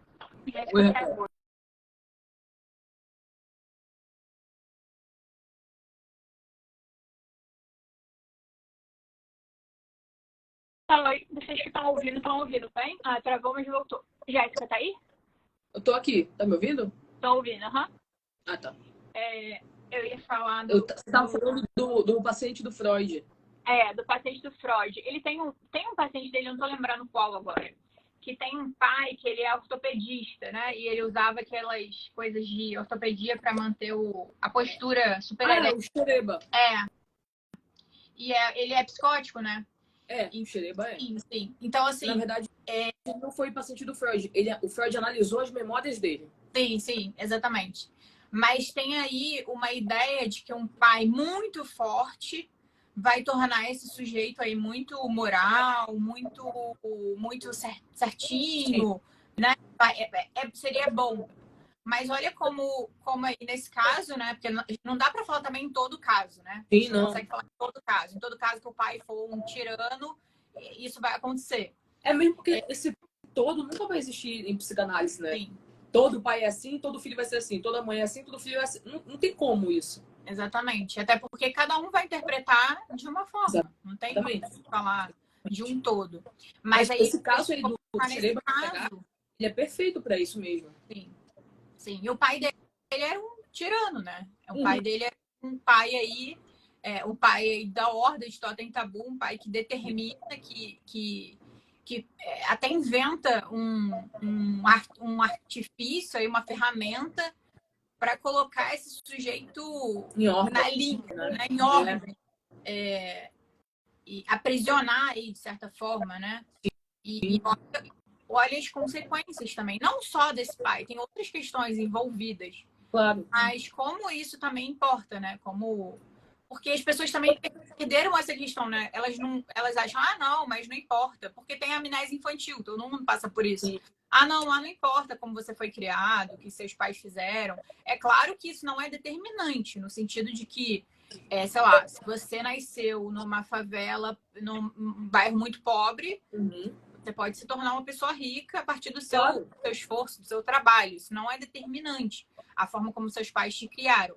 Mas isso marca, né? Sim. Isso marca, isso afeta em uma determinada época da sua vida, na infância. Determina a sua estrutura psíquica a partir do que você aprendeu daquilo, né? O que as pessoas precisam compreender é que a gente não tem como criar a nossa vida do nada. A nossa vida, ela vem de alguns pilares, de alguns sujeitos, de algumas estruturas, né? Não essa estrutura pós-moderna, né? Mas uma estrutura, de fato, que me estrutura quem eu sou como um sujeito. Então, muito embora tenha a minha participação completamente ativa nesse processo, mas eu não tenho como, eu não tenho como ser quem eu sou hoje sem a base que eu recebi anteriormente, independentemente de como essa base foi. Um traço, uma marca, uma função vai ficar registrado de uma maneira para fazer com que eu introjete determinadas questões, determinados valores, determinados princípios. A gente falou sobre isso na última live, né? Eu não tenho como ser quem eu sou hoje, sendo filha da Simone, filha do Léo, se eu fosse filha de outros pais, eu não seria a mesma pessoa. Eu sempre digo isso, que muito embora, enfim, eu tenho os meus pais biológicos, mas os meus pais afetivos, de fato, foram os meus avós.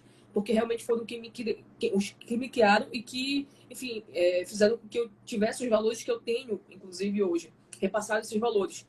Então, eu não tenho como ter esses valores, inclusive, se eu não tivesse sido criada por eles. Eu sempre fico pensando nisso. Caraca, quem eu seria se eu não tivesse sido criada pelos meus avós? Se eu tivesse sido criada pelos meus pais biológicos, por exemplo, eu certamente não seria a mesma pessoa. Porque os meus próprios pais biológicos não tinham os mesmos valores, que já tinham, enfim, modificado tudo, inclusive por conta da juventude, que os meus avós tinham. Né? Então, se hoje eu sou uma velha de 30 anos, é porque os meus avós me criaram dessa maneira, entendeu? tô rindo porque o Carlinho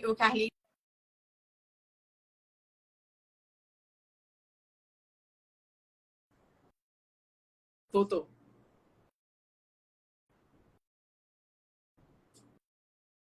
Tá me ouvindo? Eu não tô te ouvindo. Agora. e você, porque o Carlinhos, a gente fala muito isso pro Carlinhos. Carlinhos é parece que nasceu já com a idade avançada, assim. É o Benjamin Button, né? Exatamente. Veio ao contrário, assim. Mas é verdade. Assim, a gente não tem como ser completamente inédito. Acho que é isso que precisa ser dito. E eu sei que isso fere muito o nosso narcisismo, né? Porque a gente, a gente quer muito ser diferente, quer ser muito inédito. A gente não tem como. Uma coisa que eu sempre digo: a gente passa a nossa juventude inteira brigando para que a gente não seja como os nossos pais. É isso que tem, inclusive, nesse livro aqui, né? Para que na vida adulta a gente seja exatamente como eles eram. Exatamente como eles. É isso, como eles funcionavam. Que eram, inclusive, coisas que a gente não suportava por vezes neles. Ou então a gente faz com nossos filhos aquilo que a gente não suportava que nossos pais fizessem com a gente. Porque esse ineditismo, ele é impossível na vida de um ser humano, que é fruto, inclusive, dessas relações. A gente é fruto da linguagem.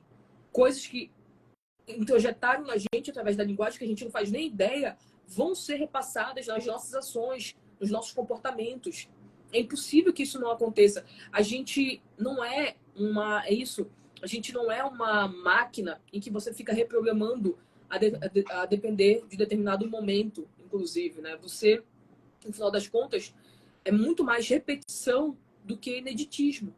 Sim. E tem repetições e repetições, né? Tem as repetições que são ok e tem aquelas repetições que fazem o sujeito sofrer, que a gente chamaria de gozo, né? Que fazem mal para o sujeito. E aí é aí que a análise entra novamente, né? O que uma análise pode fazer, né?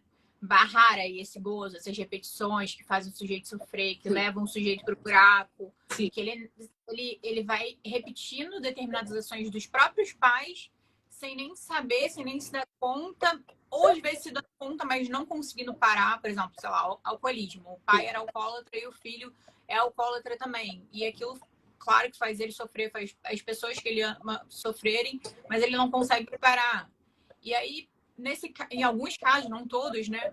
A gente pode aí falar como que uma análise pode ajudar, né? Interditando e barrando esse gozo mortífero, porque se o sujeito continuar, ele vai ter o mesmo fim, no caso, se o pai morreu por conta de consequências do alcoolismo, né?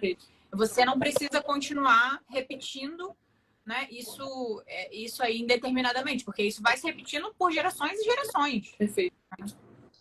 Então, até uma coisa interessante, né? Pode falar porque é um caso público, tá em voga agora, que é o caso da Ana Hickman.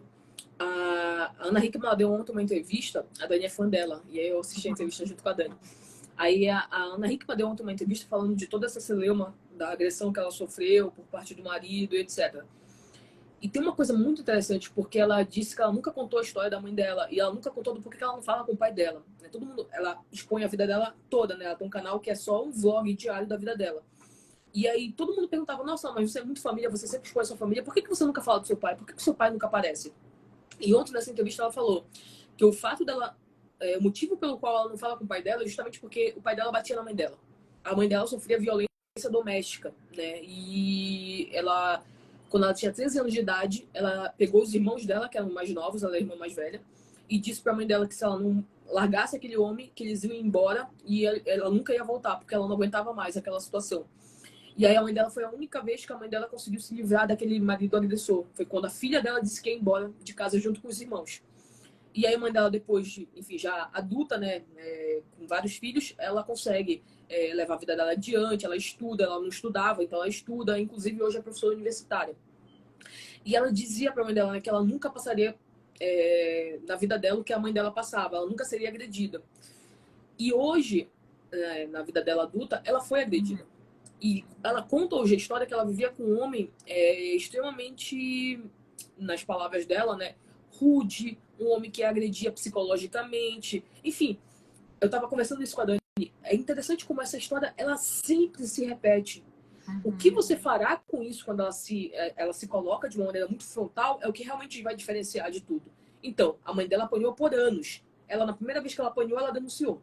Isso já mostra que há uma diferenciação, né, daquela história que ela carrega, inclusive. Mas o que mostra também, por outro lado, é isso que a gente está conversando agora. Que não tem como você ser completamente inédito. Porque a história que você carrega é essa marca familiar.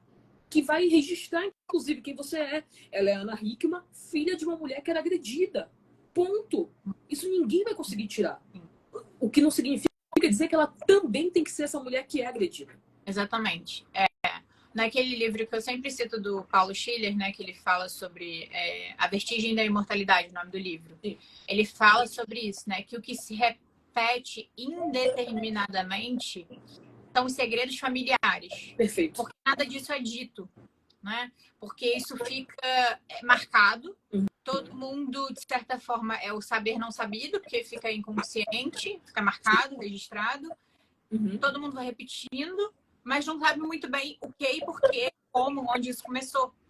E aí, quando isso é trazido, isso não é como é que aquele negócio as pessoas acham que isso é aquele negócio, aquela terapia que eles familiar? falam. Familiar, Sistêmica. esqueci o nome. Não é sistêmica, é aquela outra que não.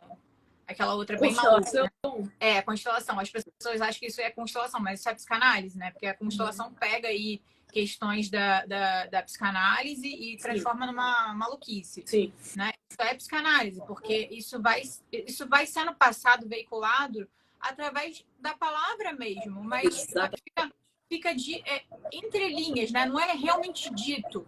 É dito é dito de segredo. Vou falar baixinho pro meu filho ali. Não ouvi que ele é adotado. Seu filho tá ouvindo, ele não é burro. Né? Os pais acham que a criança é burra, que a criança não ouve. Vamos falar aqui baixinho que ele não vai ouvir. Não, teu filho tá ouvindo. E isso vai sendo registrado. Ele não consegue entender. Mas há alguma coisa aí. Ele sabe. Né? E como ele vai interpretar isso, é uma outra história. Exatamente. Essa relação, né, de que é isso, essas questões vão sendo passadas de uma maneira não frontal, as pessoas precisam entender, porque elas vão ser repassadas. Por isso que na vida adulta, depois que acontece alguma coisa, principalmente, os pais vêm e falam, mas não sei como é que ele soube disso, não sei por que ele funcionava assim, isso nunca foi falado para ele, isso nunca foi dito abertamente. O fato de você não chegar com uma criança e falar abertamente não significa dizer que ela não perceba o entorno. Porque ela vai perceber que tem alguma coisa errada, ela vai perceber que tá uma situação chata. É impossível. Quer ver uma coisa interessante? Eu, quando era criança, eu vivi muito, né? Num lar, por vezes, em que se tinha muita briga, etc. Meus pais biológicos, no caso, se tinha muita briga, etc. E muito por conta disso que os meus avós queriam proteger a mim e meu irmão. E mesmo por vezes em que as brigas elas não eram faladas abertamente, elas não tinha uma briga abertamente, a gente percebia que era uma situação chata, que era um conchavo, que era uma coisa, era isso, um dito, não falava tão alto porque as crianças estavam na frente, mas a gente conseguia perceber toda aquela energia, sabe? Então, é impossível que isso não seja de alguma maneira lido por essa criança. E quando eu lembro disso, eu lembro que eu era muito novinha, 5, 6 anos de idade, eu já notava isso. Eu nunca esqueço de uma vez que aconteceu isso. A gente tinha ido para um parque tipo aquapark, sabe? Piscina, tobogã e tal. E aí, quando a gente tá voltando desse parque, tá eu, meu pai, a minha mãe e meu irmão. O meu irmão tava no colo dela, eu tava no colo do meu pai, no ônibus.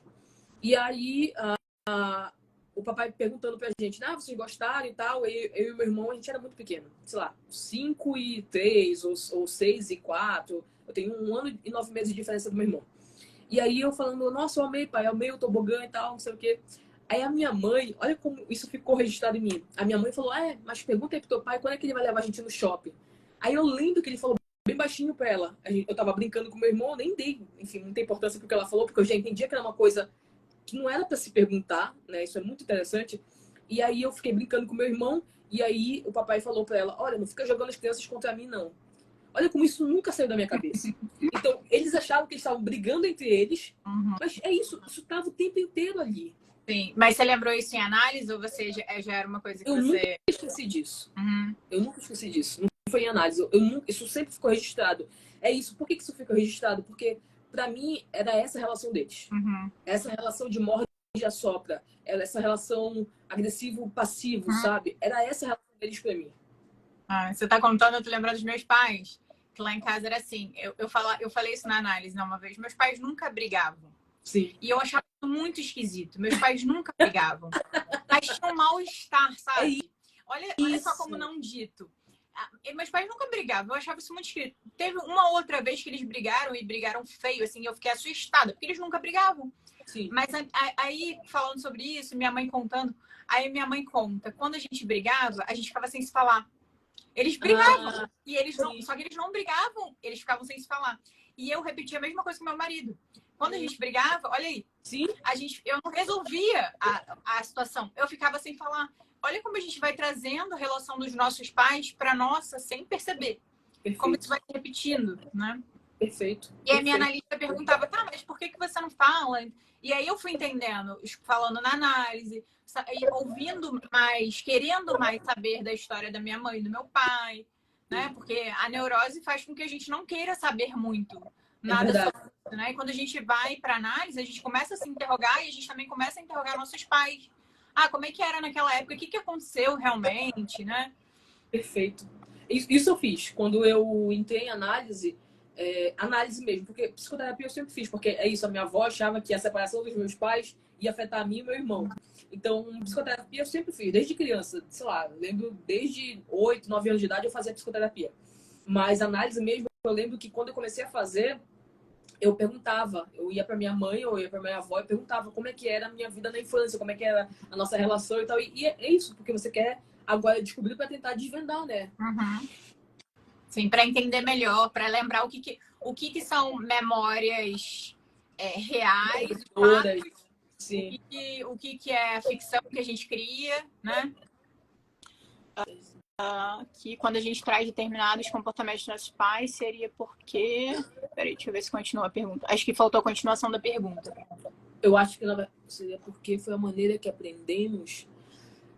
Assim, não é no sentido de aprendizagem, porque não é uma passagem cognitiva, né? Que você vai aprender ali na relação e você vai fazer, não é dessa maneira. Até porque se a gente aprenderia o que fazer e o que não fazer, exatamente, né? Mas a gente repete o que a gente não queria fazer. Exatamente. A repetição se dá porque houve uma inscrição psíquica em você. Então, algo ficou registrado daquela relação e você repete justamente porque foi dessa maneira que ficou inscrito ali no seu psiquismo. Seria um espelhamento? Não, jamais. Isso aí é cognitivo comportamental. Sim. Se trata de outra coisa. Sim. São registros, né? São marcas. E também são formas de você lidar, como o Paulo também fala isso, né? A gente às vezes comete os mesmos erros dos nossos pais numa tentativa de... Ele fala perdoá-lo, mas na verdade não é só perdoá-los, mas é minimizar os erros, os crimes. Ele fala dos crimes, né, também, né? Porque são as questões imorais aí, que você... as transgressões. Então você quer falar assim, bom, isso não foi uma transgressão. Olha aqui, eu também tô fazendo isso, eu não sou criminoso.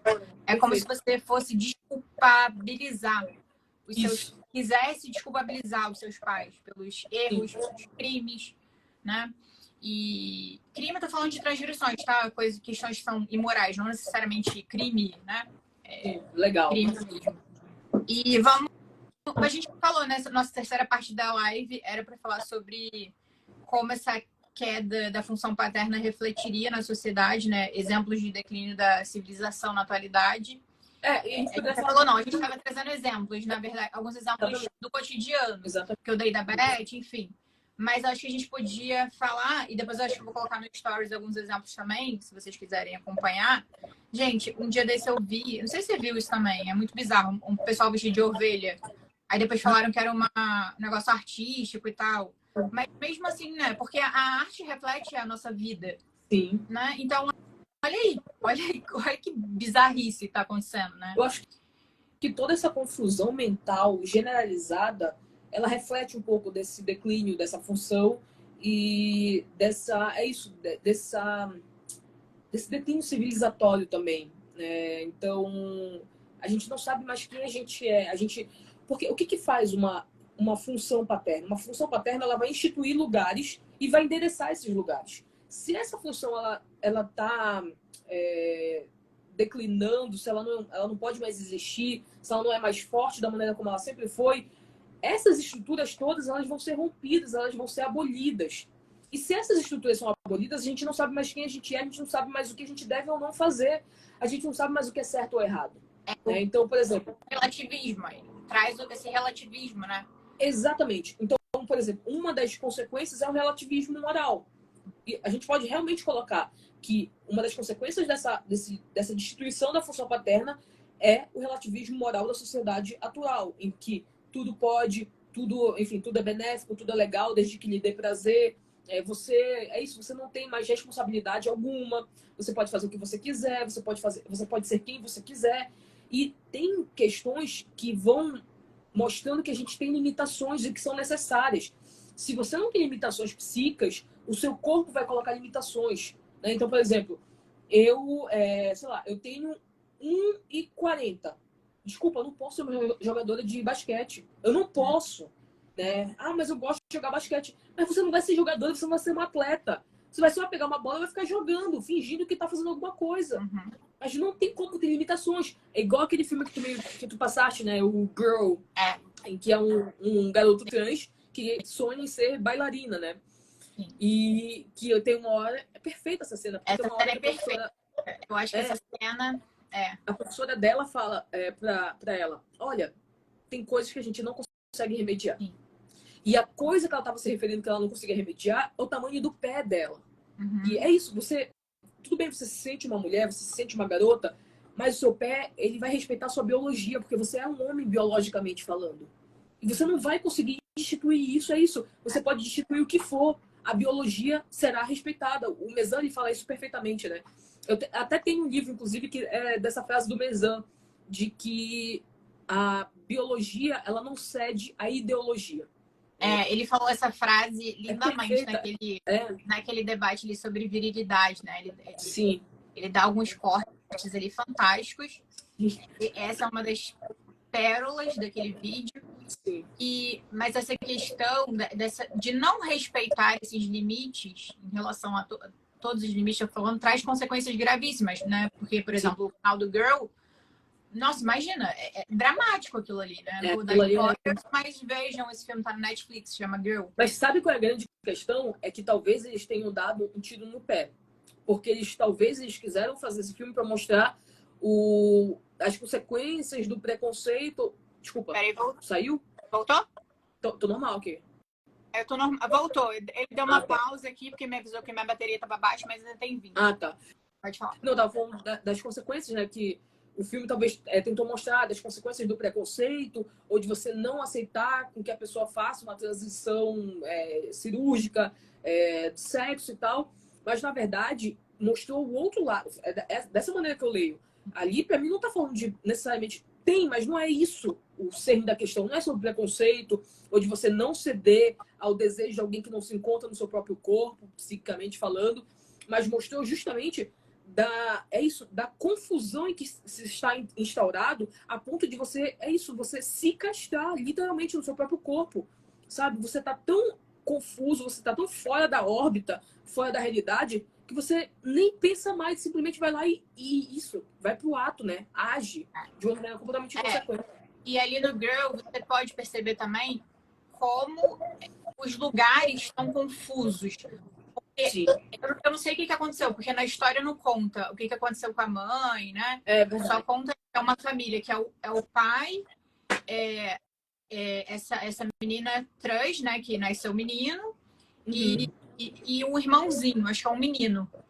E ela fica no lugar da mãe. Sim. Só que eu não sei se é um duplo, né? Se tanto ela se coloca nesse lugar, como o pai também a coloca. Eu não sei o que acontece, porque o filme não mostra isso. Mas esse pai não tá no lugar, né? Nunca. Não tá fazendo essa função paterna que a gente tá falando aqui. Exatamente. Ele não faz essa função. E ela fica no lugar de mulher, parece de mulher dele, de mãe do menino. Exatamente. Tanto que no início do filme eu pensei que ela era a mulher dele. Sim. Sim. Traz essa confusão. Olha que coisa interessante, né? A gente tá falando de um pai fraco. as consequências também de um pai fraco. Um pai A fraco. gente sabe, por exemplo, psicanaliticamente falando, das consequências de um homem fraco, de uma função paterna fraca, ou por vezes nula, inclusive, na psicose. Sim. É isso. Ou então, de um homem fraco na perversão. Porque se você não fizer isso, uma coisa que eu coloquei aqui que é muito importante. Se o pai ou a função paterna não estiver no seu lugar, o lugar não ficará cativo. Alguma coisa entrará. Então, o que normalmente hoje em dia está entrando? A ideologia. É a ideologia no caso do que entra. pastoral americana, que a gente ficou de falar também. Exatamente esse exemplo que a Jéssica está falando. Porque, peraí, deixa eu ter uma pergunta aí. Ah, claro, completamente. Tá perguntando para você, né? Mas pode responder, Jéssica, por favor. Não, é isso. A única resposta possível aqui é completamente. Mesmo porque a gente, bora lá, a gente poderia falar de um ponto de vista da psicologia e da medicina, que as funções, inclusive cognitivas, de desenvolvimento, não estão completamente plenas, e você alterar esse processo com uma mudança brusca, inclusive no corpo, terão consequências nocivas para essa criança. Agora, se a gente falar psicicamente, pior ainda. Porque para uma criança que está nesse processo de constituição, você romper isso e instaurar uma nova realidade externa na sua vida, isso é um desastre completo para a vida dela anímica. Então, tanto de um lado quanto de outro, é impossível que você deixe com que isso exista. Quem fala isso é a Rodina Escola, inclusive, no livro dela, O Eu Soberano. Ela mostra, literalmente, essas consequências nocivas, psicanaliticamente falando, de uma mudança cirúrgica, né, de sexo. Naquele documentário, O que é uma Mulher,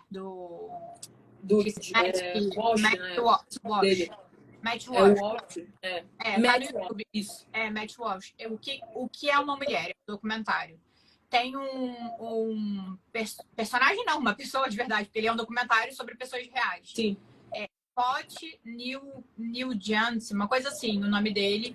Ele nasceu, eu acho que ele nasce uma mulher, né? Biologicamente falando, e ele passa pela transição para se transformar em um homem, e ele fala que ele se arrepende, só que aí já tem consequências drásticas, gravíssimas, que não são reversíveis, né? Porque aí para fazer a cirurgia para transição, ele tira aqui um pedaço do braço. Gente, mas a questão é essa. Se um adulto, ele fez isso depois de adulto, e ele questiona isso. E ele fala, bom, se eu fiz isso depois de adulto e eu me arrependi, porque eu fiz por conta de várias coisas que coloca. Ele se responsabiliza de certa forma, né? Bom, eu assumo meus BOs, né? Como se fala por aí. Né? Eu fiz isso. Mas olha só, vocês estão tentando fazer isso com crianças que não têm uma estrutura formada.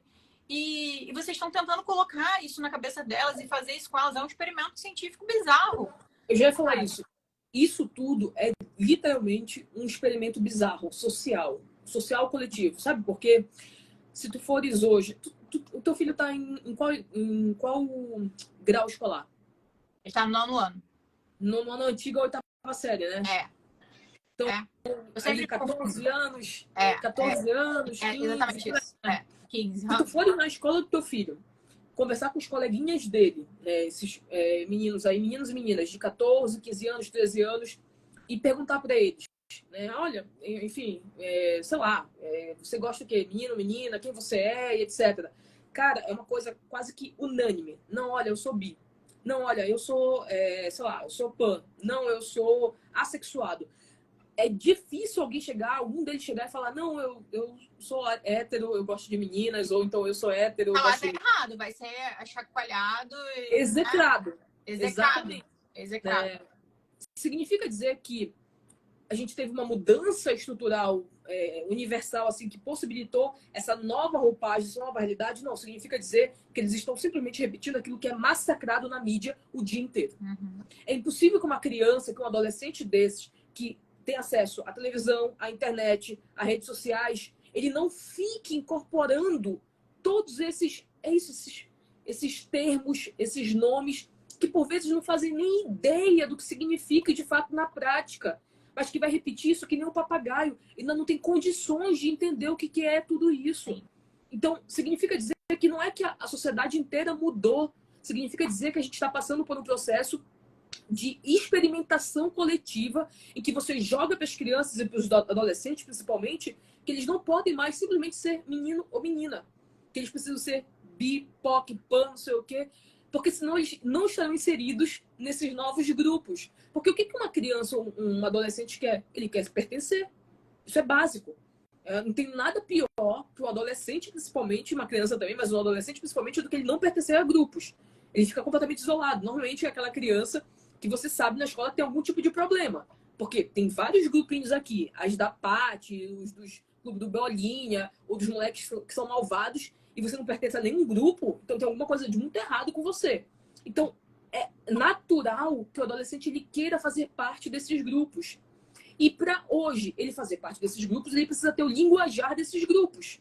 E o linguajar desses grupos são todos em terminologias e termos completamente sexualizados e que tem relação direta com a sua generificação, como diria a Rudina Esco. Você não é mais o Pedro, não é mais a Cláudia. Você é o pansexual, ou você é o assexuado. Cara, isso é bizarro demais. E eles falam sobre sobre uma perspectiva, né? O Pondek fala isso, né? A histeria atual tem a ver com isso, né? A negação da sexualidade. Porque na histeria tem uma questão aí, né? Sou homem ou sou mulher? Tem uma dificuldade de aceitação dessa diferença sexual. Então, essa seria a histeria atual, a histeria do século XXI aí, no nosso tempo. Ela está apresentando dessa forma, esse tipo de negação da sexualidade, da diferença sexual. Perfeito. Né? Então, eles reclamam, rechaçam Freud, a teoria freudiana, mas olha eles aí, né, falando de sexualidade, trazendo... Porque, assim, eles querem dividir e apontar para esses sujeitos como se eles fossem somente isso também. Isso. A sua sexualidade. Bom, qual é? A gente teria que botar ele no nosso bio do Instagram. Qual é a nossa sexualidade? Não o nosso nome. Daqui a pouco vai ter que ser assim. Né? Porque, só me identifico. Também tem uma segregação daí, né? Só me identifico com, sei lá, psicanalista que for trans, preto, só vou... Olha a segregação que eles fazem. Eles criticam isso, mas eles agem dessa forma. Então é um discurso completamente hipócrita. E é interessante, né? Como realmente faz parte de um ideal coletivista, porque antigamente as pessoas não queriam ser conhecidas pela sua sexualidade, elas queriam ser conhecidas porque elas eram. Então é o João, não é o João que é gay, não, é o João. Hoje em dia, por conta desse processo, né, de massificação ideológica, você diz o seguinte, não, hoje eu tenho que me afirmar diante daquilo que era antigamente rechaçado. Então hoje em dia eu sou assim, a bicha preta, blá, blá, blá, blá, blá. Gente, mas eu só quero saber quem você é. Prazer, Pedro. Prazer, Jéssica, sabe? Eu não tô afim de saber da sua saber o que você faz com quatro paredes. Exatamente. É uma questão íntima sua. Deveria ser uma questão íntima sua, né? Que hoje mas não aí, mais, né? Sim. E aí, novamente, eu acho que tudo isso, para a gente tentar concluir um pouco, como faz falta essa função paterna que estrutura. Sim. E que eu lembrei de uma palavra que a Dani falou no nosso último encontro, que talvez ancore, né? Dá uma âncora para o sujeito essa função paterna. E quando ele não tem, ele fica voando feito um balão por aí, sem saber para onde. A gente está falando de âncora, né? No outro ponto, quando não se tem, você fica a ver navios. Então pode deixar tudo dentro desse cenário aí. Você fica sem esse direcionamento, esse mastro que lhe levaria para algum caminho. Você fica completamente perdido no mar. Você não sabe o que fazer, né? Você fica afogado. Sim. E é isso que é importante. Esse afogamento se dá porque esse lugar ele não ficará sem nenhum registro. E se você é pai... Pode puxar um pouquinho agora para finalizar com o Pastoral Americano. Isso. Porque é isso. Assim, esse filme mostra como essa falta dessa função paterna, desse pai, dessa entrada desse pai, deixa essa menina ir a ver navios. É isso. E aí algo entra nesse lugar. Sim. Acho que, para finalizar, tu pode falar um pouquinho que tu fizeste análise lá do filme, tu pode falar um pouquinho sobre Então, é um filme onde tem aí, ele apresenta um personagem chamado, o apelido dele é o Sueco, né? Uhum. Então, ele tem uma filha, ele é a mulher que ele conhece, ele é de uma família judaica e ela é de uma família cristã. Sim. E o pai dele não quer, chama Pastoral Americana. Vou colocar aqui. E o pai dele não quer que eles se casem justamente por isso, porque eles têm valores diferentes, né? Tanto o sueco quanto a... Eu esqueci o nome da esposa dele. Mas tem valores diferentes. E aí ela fala para ele: bom, nós não vamos criar a nossa filha, ela vai decidir qual é a religião que ela vai ter. E aí o pai do sueco fala: bom, isso está errado, criança não decide nada, quem decide são os pais. Sim. E ela fala: bom, então ela tenta amenizar aí, nós não vamos criar a partir de nenhuma religião, vamos ver o que vai dar, né? Uhum. E aí a gente já vê logo que ele é um sujeito que não se coloca, né? Quem tá indo lá pedir a mão dele em casamento é a mulher. Não é ele que tá indo, não mostra isso, né? A cena não mostra isso, não mostra ele no pai dela pedir a mão dela em casamento, é o contrário. Então Tem você já vê... um termo que eu uso com a Dani, que, enfim, não é nada politicamente correto, mas quando eu vejo esse tipo de situação, né, com um homem assim fraco, eu digo, é o pau mole. É literalmente o pau mole. O cara que é um Zé Ninguém. Exatamente. Mas aí eles casam, né? Ela até fala: não, nós não vamos ter filhos, então deixa, não vamos ter filhos. Mas eles têm uma filha. Sim. E essa filha vai sendo criada aí, de certa forma, sem nenhum valor, nenhum valor forte. Esse pai não se coloca. Um direcionamento. Nenhum direcionamento, exatamente. E, por vezes, ela pede que esse pai a direcione. Sim, ela implora que esse pai diga para ela, fale para ela, dê direção a ela. E esse pai aí fraco, completamente fraco, destituído, ele não dá. E a mãe, ela fala, né? Minha mãe só tem olhos para as vacas dela, porque a mãe cria vacas, né? Sim. Ela não tem olhos para mim. Ela também questiona a mãe: peraí, e aí? Qual é o meu lugar aqui, né? O que eu tô fazendo aqui? Mas isso não acontece. Bom, ela vai procurar isso fora, né? E aí ela apreende aí, faz amigos que são marxistas.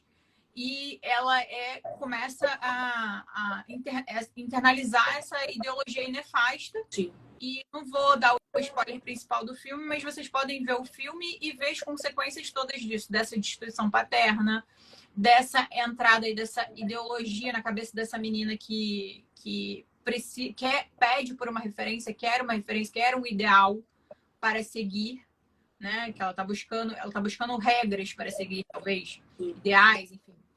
E aí as consequências são drásticas, né? E tem uma coisa muito importante, principalmente para os pais que estão aqui ou que vão ouvir ainda esse vídeo em algum momento. As crianças, elas necessitam de direcionamento. Elas pedem por isso, elas imploram por isso. Até mesmo aquelas crianças que são muito birrentas, que fazem muita onda com os pais, elas principalmente estão pedindo direcionamento, elas estão pedindo freio para vocês. Quem fala disso perfeitamente é o Winnicott. Ele diz que as tendências antissociais, elas são um pedido de socorro. E é muito verdade. Né? Então, uma criança que ela é muito traquina, que ela é muito birrenta, ou que ela é muito, por vezes, inclusive, feroz, né? Ela tem muita agressividade, ela tá te pedindo socorro porque ela é uma criança. Ela tá pedindo, inclusive, por vezes, olhar. Né? Eu sempre dou um exemplo, por exemplo, do meu afilhado. A minha prima, que é minha comadre, ela disse: ele ouviu do vizinho, que ele sabe que eu não gosto que chame palavrão aqui em casa, e o vizinho falou, ele começou a repetir. Eu falei: mas espera lá, todas as vezes que ele chama palavrão porque ele ouviu do vizinho, tu dás mais atenção para ele, tu vais lá e briga com ele, então é óbvio que ele vai começar a chamar toda hora, porque ele quer o teu olhar. Sim. Né? Então, as crianças, elas precisam desse olhar, desse direcionamento, e entenda de uma vez por todas: se você não fizer, alguém fará. Porque ela precisa sobreviver. Sim. E você vai fazer com amor ainda. As pessoas de fora não vão fazer com amor. Exatamente. Né? Ela precisa sobreviver, inclusive psicamente. Então, por exemplo, quando eu vejo, quando eu falo, né, eu vejo meus alunos jovens e tal, parece que eu sou um dinossauro, mas talvez eu até seja. Mas quando eu vejo meus alunos jovens entrando com 17, 18 anos na faculdade, que eu entrei, por exemplo, eu entrei com 17 anos também, eu era muito nova. Quando eu vejo hoje, e eu vejo, cara, me dá um aperto no coração, uma tristeza, porque eu vejo um bando de moleque perdido, sem pai, sem mãe, sem eira nem beira, e que eles vão ser, assim, vítimas perfeitas de um bando de professor, sabe? Mas eu penso também que esses professores mais estruturados também conseguem fazer essa função. Porque, por exemplo, vem aquele filme Sociedade Mas do Esporte. a grande questão é que é a minoria. É a minoria. Então, porra, por exemplo, eu realmente, eu vou ter que falar isso aqui, eu me vejo lutando todos os dias contra, sei lá, tipo, eu 1% contra 99%, sabe? Sim, não dá pra fazer tudo. Não dá. Não dá, e se você tentar ficar nesse lugar, é angustiante e impossível, é impossível. Exatamente. Mas o que eu ia falar é que tanto o Paulo Schiller fala sobre isso, né? Por exemplo, a questão da importância dos limites, né? Que ele fala Sim. que a criança com TDAH, né? A criança hiperestimulada, hiperativa é uma criança hiperexcitada. Então, olha a importância do limite da barra dessa entrada do pai. E uma outra coisa que eu ia falar, agora eu perdi aqui, mas era do Paulo e ia dar um outro exemplo também. Mas olha só como os diagnósticos também entram aí, né? Nessa falta. Vários que a gente falou aqui durante toda a live. Verdade. Mas até eu fiz o recorte desse vídeo. É uma live do Paulo Schiller no Instagram sobre medicalização na adolescência. Se vocês colocarem lá no YouTube. Paulo Schiller, medicalização na adolescência, ele fala sobre isso. Mas é isso, a importância dessa... E uma professora também de psicologia, na faculdade, era isso que eu ia falar. Ela falava que esses meninos que iam parar nas cenas de crime, iam parar no judiciário, enfim, eles pediam por um limite, eles pediam por uma lei, só que eles não conseguiam na casa deles. E eles iam parar onde? Onde que isso ia dar? No Estado. É o Estado que tem que dar esse limite. Só que olha para o Estado hoje, olha para a sociedade hoje. A família não dá, o Estado não dá. Aonde que essa criança, esse adolescente, esse sujeito vai parar? Aí a gente vai ver as ovelhas humanas, é isso. Exatamente. Essa que é a consequência, entendeu? Exatamente. A gente vai ver essas atrocidades que a gente está vendo aí. Exatamente. Meu Deus, é muita loucura mesmo. Que a gente falar isso, a gente é tida, chamada de retrógrada, sabe? Meu Deus do céu. A gente não quer que uma pessoa seja uma ovelha. Isso é ser retrógrado. Bom, eu prefiro ser retrógrado. Tá bom. Pode me dar esse adjetivo aí que eu aceito. Prefiro ser conservadora, retrógrada, blá, blá, blá. Tá bom, do que ser é melhor. Uma ovelha. Porra. Do que ser uma ovelha, exatamente, tá bom, tá melhor assim. Mas uma outra coisa que eu acho que a gente pode deixar também como mensagem é, tá bom, o que a gente faz em relação a esse mundo perdido? Gente, cuidar dos seus filhos, passar esses valores na sua casa, porque se ele tiver esses valores, essa base forte, vai vir porrada lá fora, mas ele vai... É igual no boxe, né? Na luta. A gente precisa dar uma base forte para conseguir... Alguém vem dar um soco na gente, mas a gente consegue se manter ali... A luta ensina muita coisa para a vida, né? A gente consegue se manter em pé. Então, se você tem essa base familiar forte, esses valores e tudo isso que a gente está falando aqui, seu filho vão falar um monte de coisa para ele na rua e vão, por exemplo, drogas, né? Vão oferecer. Se você educou o seu filho para certas coisas, ensinou ele alguns valores, por mais que, sei lá, ele queira experimentar, ou ele vai saber o que é o certo, o que é errado, o que é bom, o que é ruim, né? E é isso, ele vai levar para a vida. O que você quer falar aí pra gente finalizar? Quer deixar alguma mensagem, alguma conclusão? A única mensagem que eu gostaria de deixar é que as pessoas se preocupem mais com os seus dentro de casa do que com o mundo lá fora. Porque se você se preocupar com o mundo lá fora, você vai enlouquecer. Porque é muita coisa para você dar conta. Se você fizer o feijão com arroz dentro de casa, você já está fazendo muito pela sociedade, inclusive. Porque você está criando menos um retardado para servir de ovelha lá fora. É só isso. Exatamente. Essa é uma bela mensagem. Olha, a Eliette perguntou aqui, né? O contrário de vício é o vínculo? Não, o contrário de vício é a virtude. Maravilha. Perfeito. O Leandro falou, quando eu perguntei para a professora Jéssica a quem interessa a depreciação da psicanálise, me pergunta agora, a quem interessa essa promoção dessas ideologias para crianças e adolescentes? Bom, a Naine Borg fala bastante sobre isso. Ela tem umas questões lá interessantes para a gente pensar. Não acho que sejam conclusivas, mas a gente pode pensar no que ela fala, a partir da psicanálise também, o que a gente aprende, e construir nossa interpretação de tudo isso, né? Sim. E aqui, Exília Penha falou: é só comparar o ser humano que tem uma base mínima e que não tem. Vejo isso na prática com os meus filhos de 20, 25 anos. É isso aí. Perfeito. Exatamente. É isso aí. Então é isso, gente. Obrigada, Jéssica, pela live. Incrível. Obrigada, muito antes com você, como seus alunos. Imagina. Jéssica é professora mesmo, raiz. Né? Tá muito bom. Obrigada. Até a próxima. Quarta-feira a gente tem live às 20 horas para falar sobre o texto. Às 20 horas. Para falar sobre a quarta, né? a questão da análise leiga desse livro aqui do Freud. Que, aliás, é um textaço. Eu sugiro aí a live pra galera, porque é um textaço do Freud. Beijo, boa noite. Beijo, obrigada a gente. todos que assistiram Tchau, tchau. e participaram. Tchau, tchau.